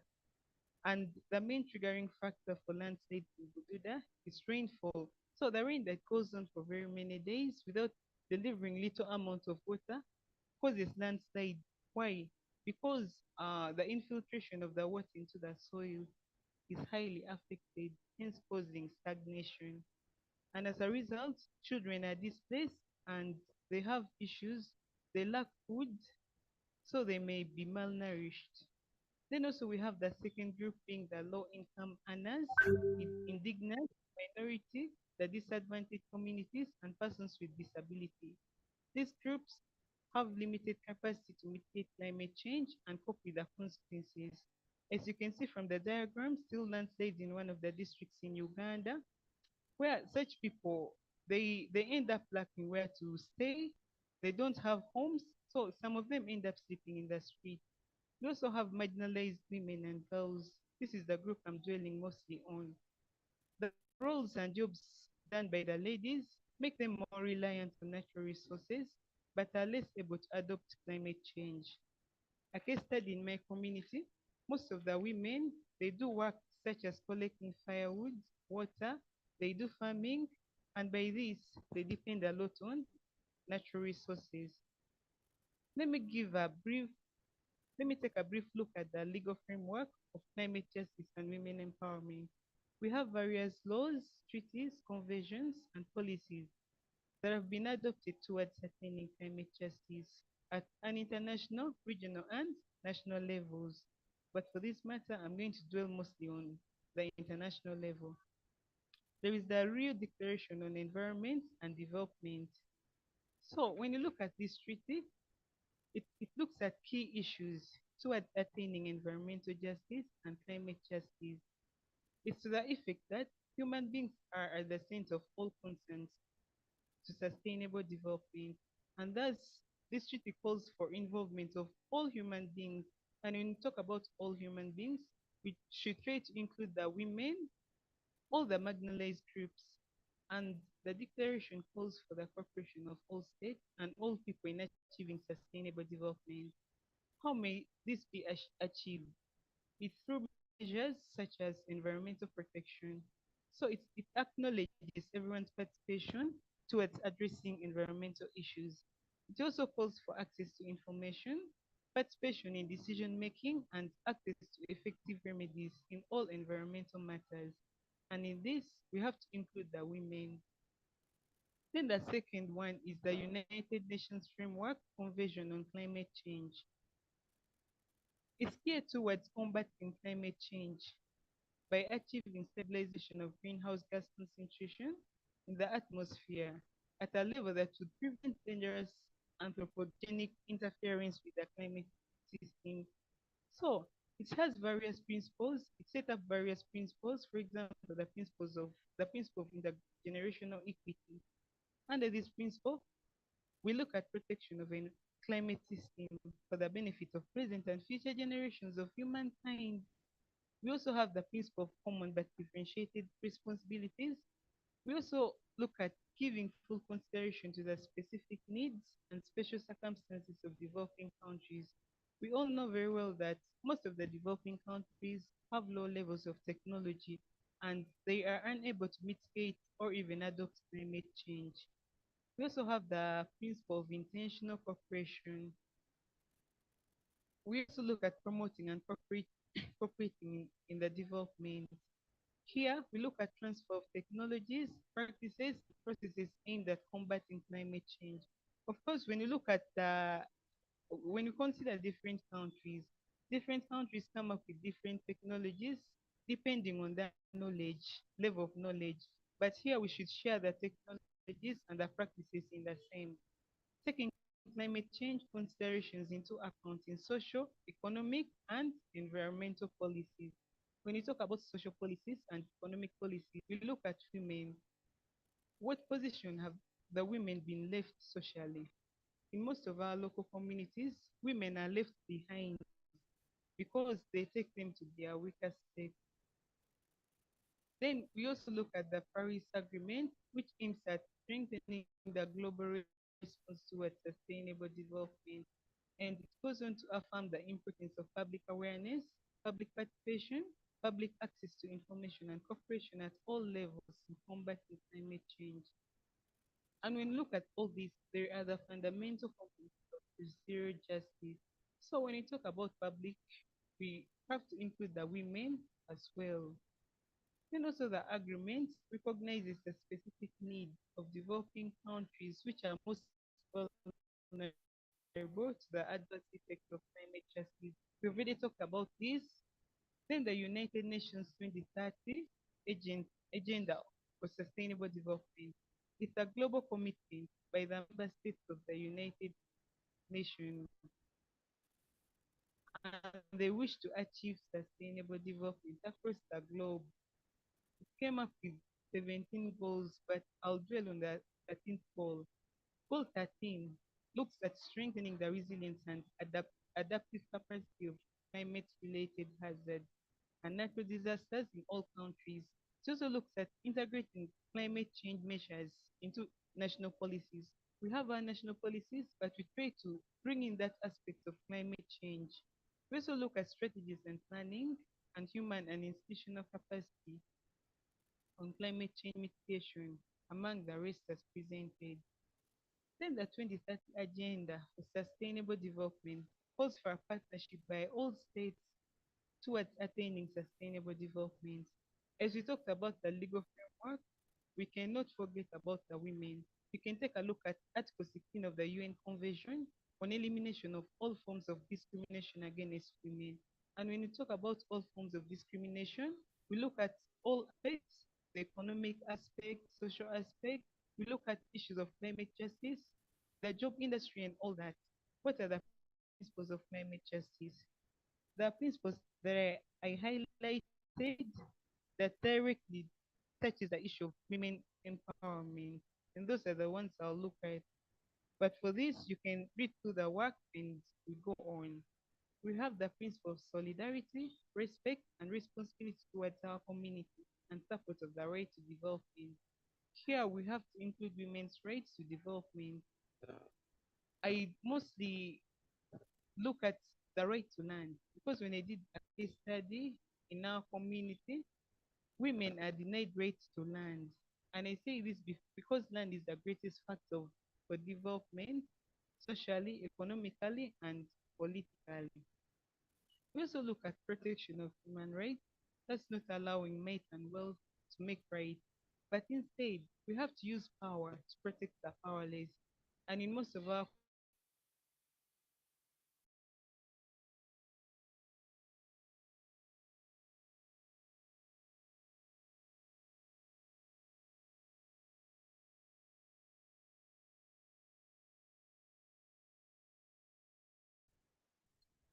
maybe transfer of land, any other decision made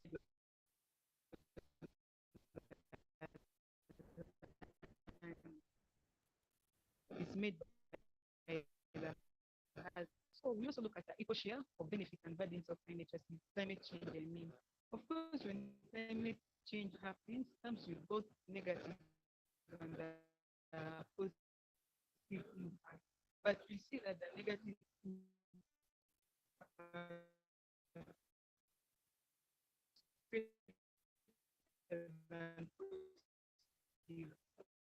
and most people want to take the positive, but when it comes to the negative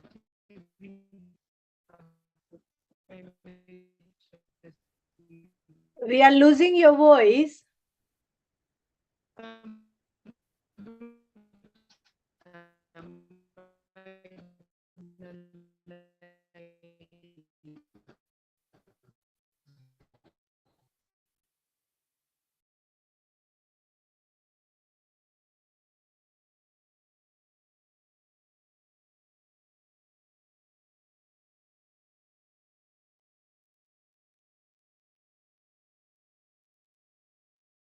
Apio, we are losing your voice.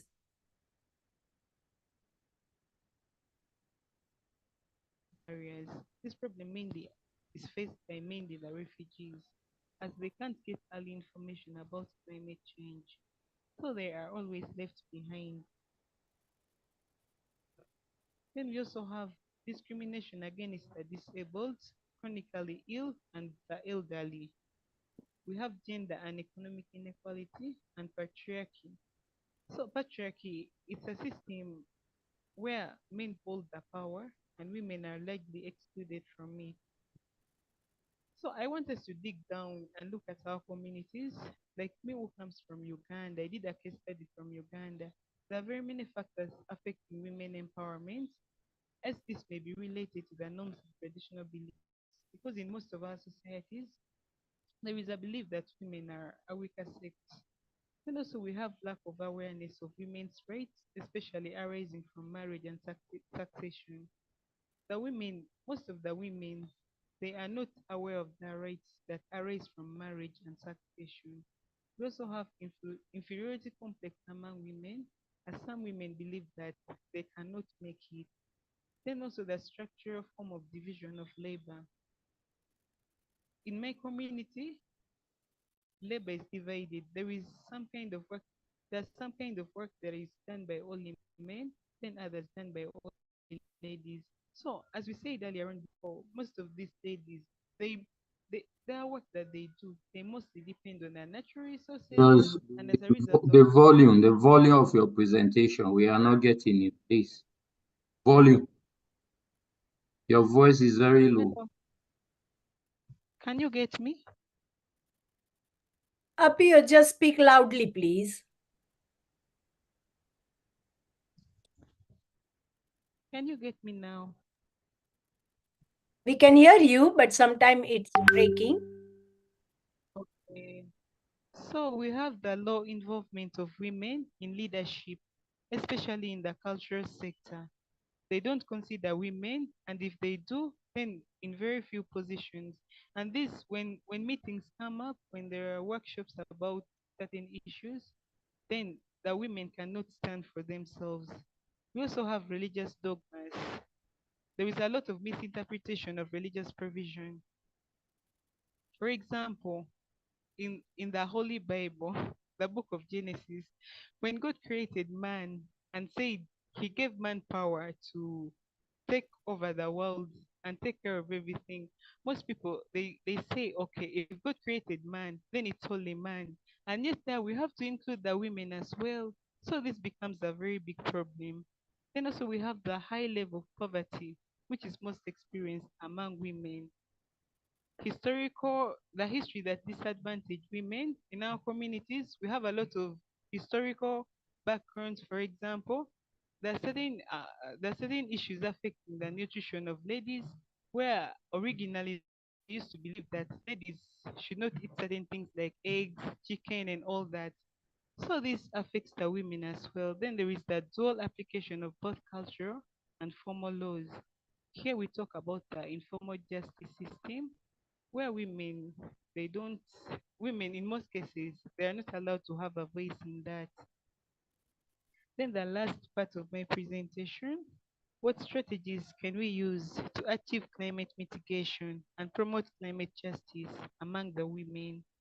We can do sensitization of the community on climate justice and women empowerment.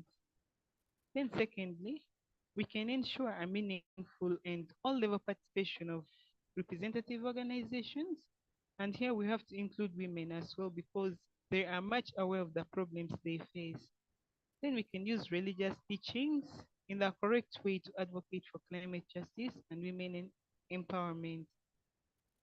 Then also we can do mobilization with allies to push our respective political leaders to take actions on environmental preservation. Express solidarity and support to the victims of human-induced climate change. Among the victims, women are inclusive. Then the last one is the need by the government to strictly implement policies that enhance environmental preservation. I'll take some few minutes to talk about this. We have policies, we have laws that promote women empowerment and climate justice. However, there is a low level of implementation. When I look at the national laws, we had some policies that were amended. For example, under the Land Act of Uganda, Section 27 nullifies customs that violate women's rights to ownership of customary land. Then when you go on to look at Section 39(1)(c) of the Land Act, it restricts transfer of family land without a spouse's consent. Of course, originally, in most cases, when there were dealings on land, men would take over, but Nowadays, before you can sell land, before you can make any dealing on land, you have to get a spousal consent. Then our constitution as well promotes rights of women, and Article 33 and Article 21 promotes equality and freedom from discrimination. So in conclusion, therefore, climate change is and will continue to harm all of us if the government and public do not take action. However, its effects are likely to be more pronounced for certain communities and groups, among which are women. This marks the end of my presentation. Thank you very much. Thank you very much. Thank you so much. Your real name is Rebecca, right? Yes, yes. Yes. Thank you, Rebecca. Thank you. I must appreciate your effort of joining and speaking in spite of all these problems of internet you had. I know you were chasing me from last night, saying that you have this presentation and so on. So thank you very much. Also, thank you very much for raising this awareness of rights. We must be aware of what are our rights, and I think we have the lowest knowledge, including me. Though I am a lecturer in law, same as you, but I think I'm also very low. I have very low knowledge of rights, what our rights are, and how we can enjoy our rights. Also, what are our responsibilities towards our rights, and what are our expectations from the state towards our rights. So I think I just made a presentation a week ago. I'm sure I don't have time to go through it, but that made me aware that, oh, these are the few things. There's the Declaration of Rights Directive in EU that establish that each one should understand their rights, and we have climate change is affecting our rights for living, rights to eat, right to live, and right to have decent lifestyle, and all that. And therefore, we must understand, including women. Of course, women have more challenges in this area compared to other, people. But certainly, we should be interested in knowing our rights and also contributing towards forming those rights, regime of that rights or regulatory regime in a way that it makes people's life comfortable on both sides. It provides the state a roadmap to provide, an atmosphere where citizens can enjoy their rights and so on. So thank you very much. Very informative, and thank you very much. Any questions?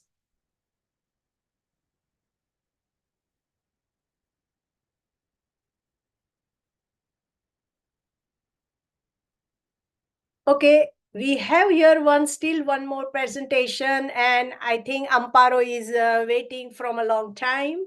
So let me invite Amparo for her presentation on women empowerment. I must say Amparo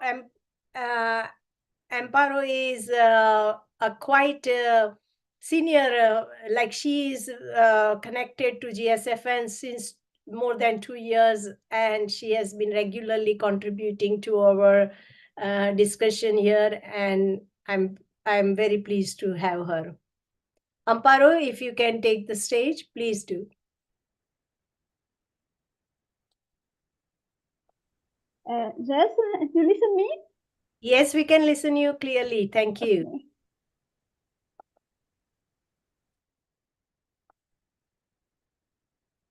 Okay.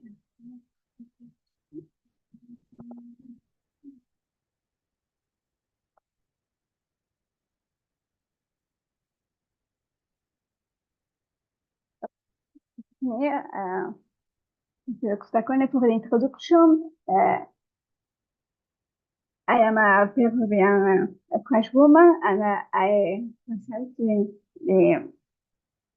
my region. In my region, the woman is very, very have a place very particularity in the case have more opportunities or the good opportunities of the and the other is a little job is they are in second place. It's very interesting, but the American, Latin, and Caribbean have a different program for the development of education, the woman and the young woman and the young people too.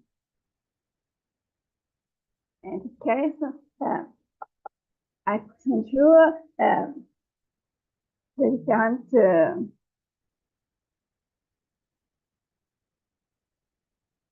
different opportunities and different sphere of the Latin American. Is similar in Africa and the other. Amparo, yes? are you okay to speak in English or you want a Spanish translation? I speak English. Yes. Okay. All right. Thank you. In the region, have many opportunities for the young woman, especially after the pandemic, and two for the young people in the school, in academic studies, and the work is very. I have a little progress, but the problem, the major problem in the region are the violence and discrimination again of the woman and the young woman. The percentage is very high, and I need to take the section for the security of women in many cases, the aims changing of quality and women empowerment. So three objectives: achievement, equitable access, and control of the food security and nutrition. Addressing the food cause, food gender inequalities that affect food security and nutrition. Well, it's very important, but in this case, I have a big problem in the society. The improving the economy, empowerment of the woman, the girls, the food security and nutrition is a priority for the support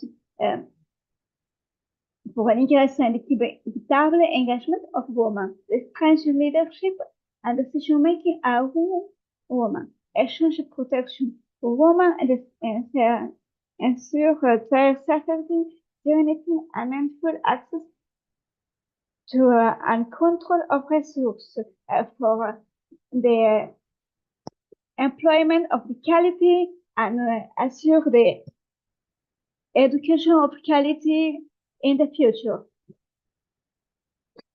The transformation, this action is very necessary. In this case, liquid and relieved claims. The improvised are most evidence in activity related to liberation excellence, form in face des women, participation in productive association and decision making. The role of the woman is the second plan, but I need to place the woman in the first plan because the woman needs increased income and the product diversification, access to finance, the leadership in the government, in this enterprise, the self-confiance, adopting a comprehensive approach in which attention to productive capacities is supplementary by support for literacy, engagement by a work of social cohesive straight to achievement level and long-term results. The government needs working in the more access for the woman and need work for the quality, the opportunities in all the case for the woman, access to work, access, the place in the government for the woman, and respect and communication effective for the woman too. And cash-based transfer, the cash-based transfer, the regionality bring positive results. The evaluation frequently emphasizes the 12 benefits of teaching women to go to face their decision making forward in herself. As well as in the transfer itself, this way explain the woman increase preference for cash over voucher, using the cash to invest in the productive activities is one opportunity increase in the employment market for the woman and across the opportunity of studies and the capacity of cash.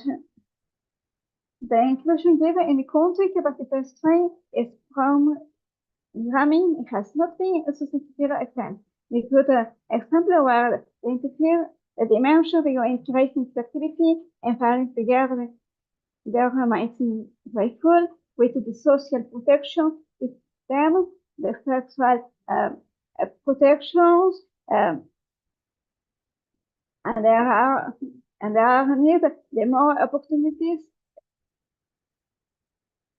and they give a protection in the security, in the social security, in the work security. I think he needs the more base and the police rulers in the and the police ruler in the government and the constitution. I think. The notation gives the result of the intervention of preliminary concept and mother and children held a notation print of a woman. But there is also evidence that social behavior changes in the communication show a mixed performance in comparing the candidates consideration. While some case study in the participation of women and men and promoting health nutrition practice and fostering change the current responsibility. Weight, cross shoulder area, and the kind of rating. The notation is very important, and the government, in the case of Peru, for example, the government applies the one portion, the nutrition for one student in school is and her parents apporting this in the house, and it is part of the program, the nutrition in my country and the other countries in the LAC region. The school programs are limited evidence positive risk and missing opportunity because the woman after the pandemic, during the pandemic, the number of women don't studying in the school is very big, and it tries the percentage, the number of women don't study after, but the government create and the ONGs, the societies and the foundation privée, that create the programs for the studies and development and continue to study and permit the continue to study of the young woman. It's very important. I am the emergency program is somewhere when It's one the case I speak the program of continuous studies, but it is not formal part of the studies traditional, but she have alternative of continuous studies, and after continue the superior studies, the evidence on the program gave a massive capacity building, stress aware and training program. I have an important internal capacity building, staff aware, racing and the development of tools and training program. While same positive case demonstrating the importance of activity leadership promotes the progress. Allemand where the national give a policy signal ability concern. Influence and different dimensions of influence effectively and mindfully. The change of a mind incorporate a subcommittee work of how to effectively manage for a country office activity. There is still room to provide understand and our awareness of here issue as well engagement in general equity, equality, and Dr. Renuka? The empathy. Yes. Sorry, but it's difficult to understand. Whatever she's saying, it's difficult. I think it's not in English. Is it in English? Excuse me, I speak French and she is French, like she speaks French, but she's trying to speak. No, I speak. I understand. I understand. Yeah, so some of the words, you know, she mixed up speak French. That is all. Excuse me. No problem. We can read your slides, so don't worry. Carry on. Oh, thank you. The student made significant progress in collecting the data of sociomaterial and naturalized corporations and indicators for main sufficiency to capture change in empowerment and shifts in general social norms. Gender analysis is used to inform the program to varying the degrees, and there is not clear evidence to indicate if the gender and the age marker of the use the determinate and involving near initiative. But in this case, I don't have the data exactly, but the Fondation des associations create the database, and after they share in this database with the other partenaires and the other fondation, association, ONGs, and after with the government. The data is very, very important for now. The number exactly of the case of the woman studying and have effect on education and other basic services. In many areas of development momentum strategy, the development clear zero exchange a ground in specific analysis, possible alliance to expand the give activities and gender sensitive social behavior. Change the communication strategy and taking advantage of opportunities to incorporate the gender issues into business and ensure a positive and social protection activities. There are ways for communicate the real percentage, the number of the woman and young woman and the young people have access à des services, de basic services, with education, and they decently work, the water, is the social service, the health service is very important. The operation related to menstrual improvement le staff capacity ensure a strong commitment to the establishing indicator. That will affect the performance and the perspective. Adopting a quantitative and qualitative approach to monitoring and implement achieve addressing strategies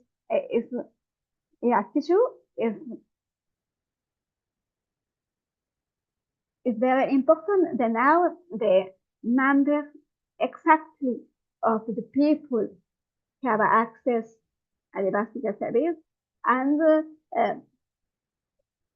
have it said the big problem in Latin America is similar in more countries in Latin America and the other region in the world. The woman is the second plan, but the mentality have changed after the pandemic. It's very important this change after. I finished the presentation. I think I have a little look and sharing what you the woman and the place, the woman empowerment in Latin America and the Caribbean. Thank you, Amparo. Thank you. Oh, yes, I think I have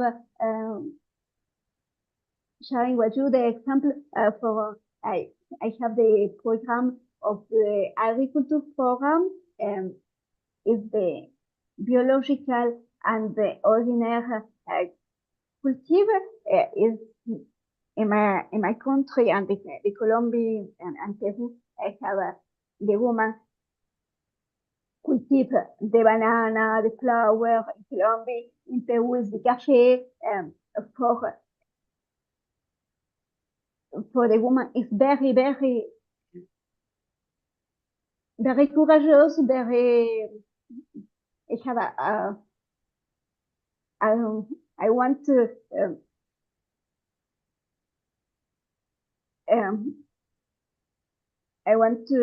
the courage for the superation the day of the day, and it's very important. Thank you. Thank you, Amparo. As far as I understand, you can also make your PowerPoint into PDF and send us so that we can put it in the file and share it with others so they would understand your project. But also you made two important points that until we are not promoting, we are not having strategic and operational, interventions to make women mainstream, we are losing on that. And you provided two good opportunities that they can be involved in food system and also the one of the system which you mentioned before. Yes, so thank you very much, and especially like in cash, like as a cash flow and like making financial, making financial interventions as well. So thank you for your input. And the government have in this moment I have a more woman president of and the minister is very important, the place of the woman. Thank you very much. So if you can stop your sharing your screen, please.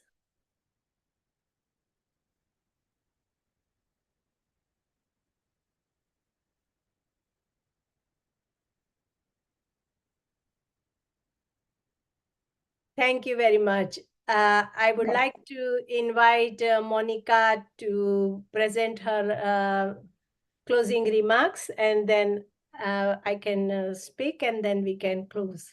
Thank you. Thank you so much. Thank you so much, Amparo. I really appreciate your effort, which you are, um, you know, trying to present, even though there were challenges. But I really appreciate that you are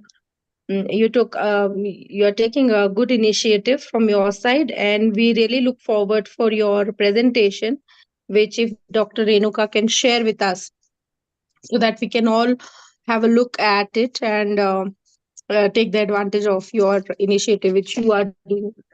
So other than that, I would like to thank all these speakers who were here last 2 days, and today is the last session.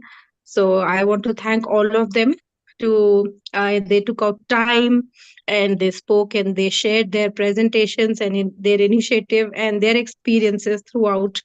So thank you so much, everyone. And I understand it's not easy to be patient, and whenever we speak, it's a time taking, and all are working. We are doing this summit in working days, so we all understand that everyone is working and taking out time. So thank you so much, and once again, big congratulations to Dr. Renuka. From our side, all of us want to give a big thank you to you and to provide us this platform, especially Kenya. It's a big thank you from Kenya that it's important for us to, get this kind of platform very frequently where we can showcase the challenges and the possible solution to those challenges. So thank you so much once again, and have a good day. And we look forward to meet again in April for Nigeria Summit. Thank you so much. Thank you. Thank you very much, Monica. You have also stood all the time here, all ready for engagement and support. So thank you very much. And especially the audience, I think a few of the audience were always there for 3 days to support us. And that is such an exciting, encouragement that we have got. So thank you very much. Of course, here I think Khaled want to speak. So please, Khaled. Yes, thank you so much, Dr. Anuka. You always have amazing support. Really, I'm so happy because you support for all Africa. That's it's not normal actually. You did before in Pakistan. It was wonderful event, and also in Egypt, and now in Kenya, and soon in Nigeria. What's amazing from you? That's really appreciate that. And also, merci beaucoup, Ambora. It's très gentil. Merci beaucoup. Because actually, actually, I noticed that she can, she wants to speak English, but that's what I'm talking about, multilingual, how you can transfer with the phonetics, very important. That's what I will do for all women and all children and all, yes, that's the support for they can be able to contact. And thank you also, Mrs. Monica, for this event. It's really amazing. You touch my heart about that. It's really, I love Africa very much because actually I'm from Egypt. And also you see that Egypt, it's one country from the whole family for Africa.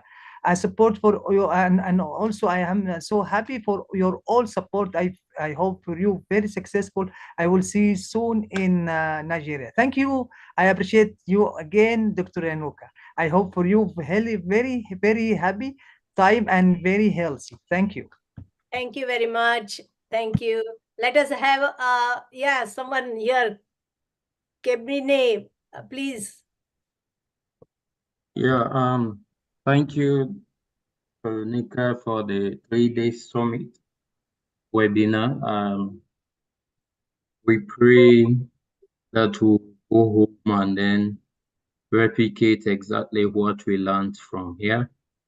By our return to our various communities, I hope that both the communities, the youth, will be engaged now for their better intervention. And also we are hoping that you will push that all Africa will host this program, not only in Kenya and Nigeria. Even me in Sierra Leone, I'm hoping that you will come to Australia so that we will be the hosts. Others will also look through Sierra Leone at virtual presentation. And we will be the host and do presentation. That's youth from Sierra Leone will participate and more people will attend the program and they will learn from your ideology and able to replicate it and change the life of youth. I thank you. I hope that we'll continue to meet and share a good experience with each other. Thank you. Thank you very much. Thank you. I completely understand. I think Abdul Ghaffar want to speak. Please, Abdul Ghaffar.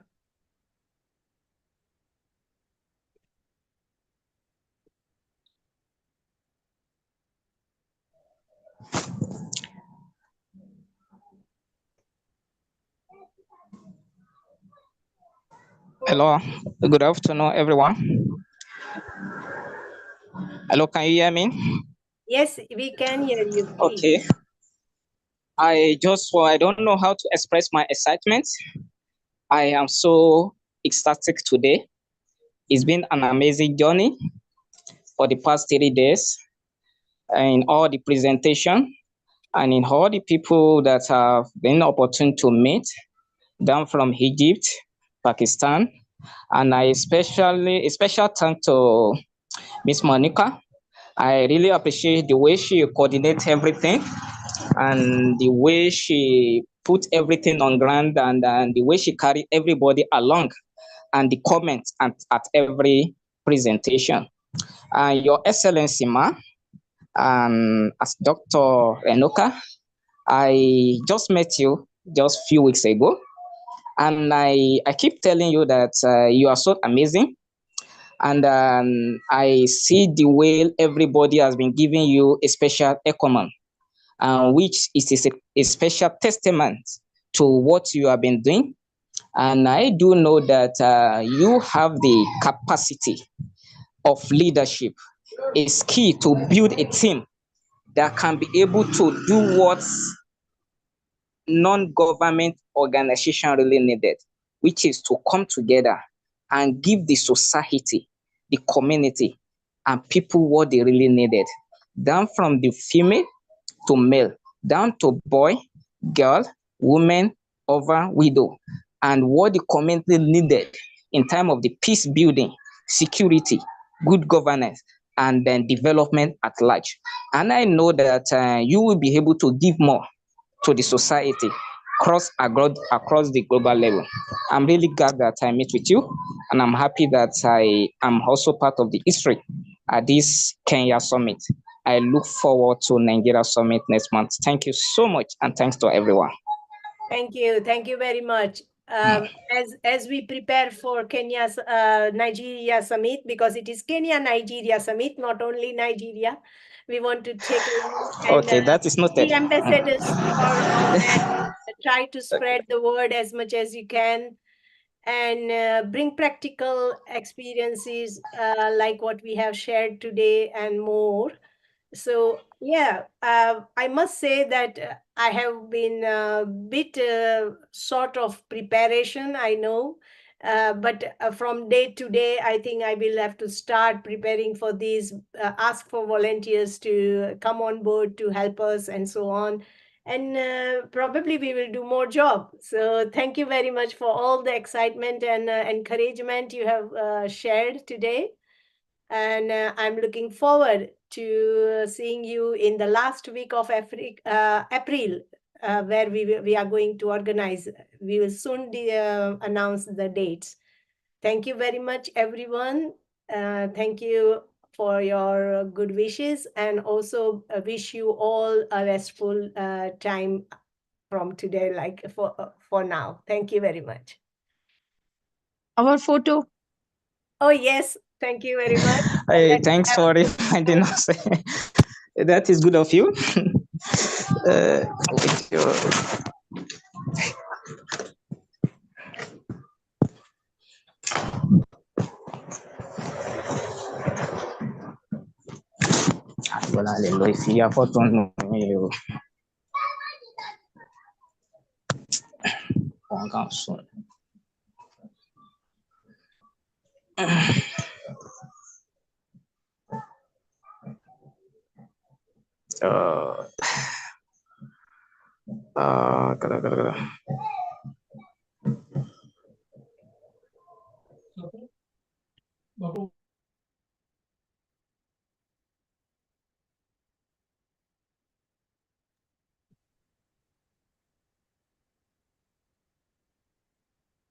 Okay, thank you.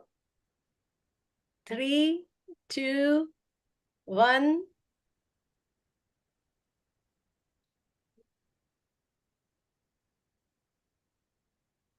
Yes, good enough. Thank you very much. Everything is posted on the web page, so please visit web page now and then, and also you will get emails and all that. So thank you very much. Thank you everyone. Thank you. I will stop recording. Take care. Bye bye. Bye bye. Bye bye. Thanks to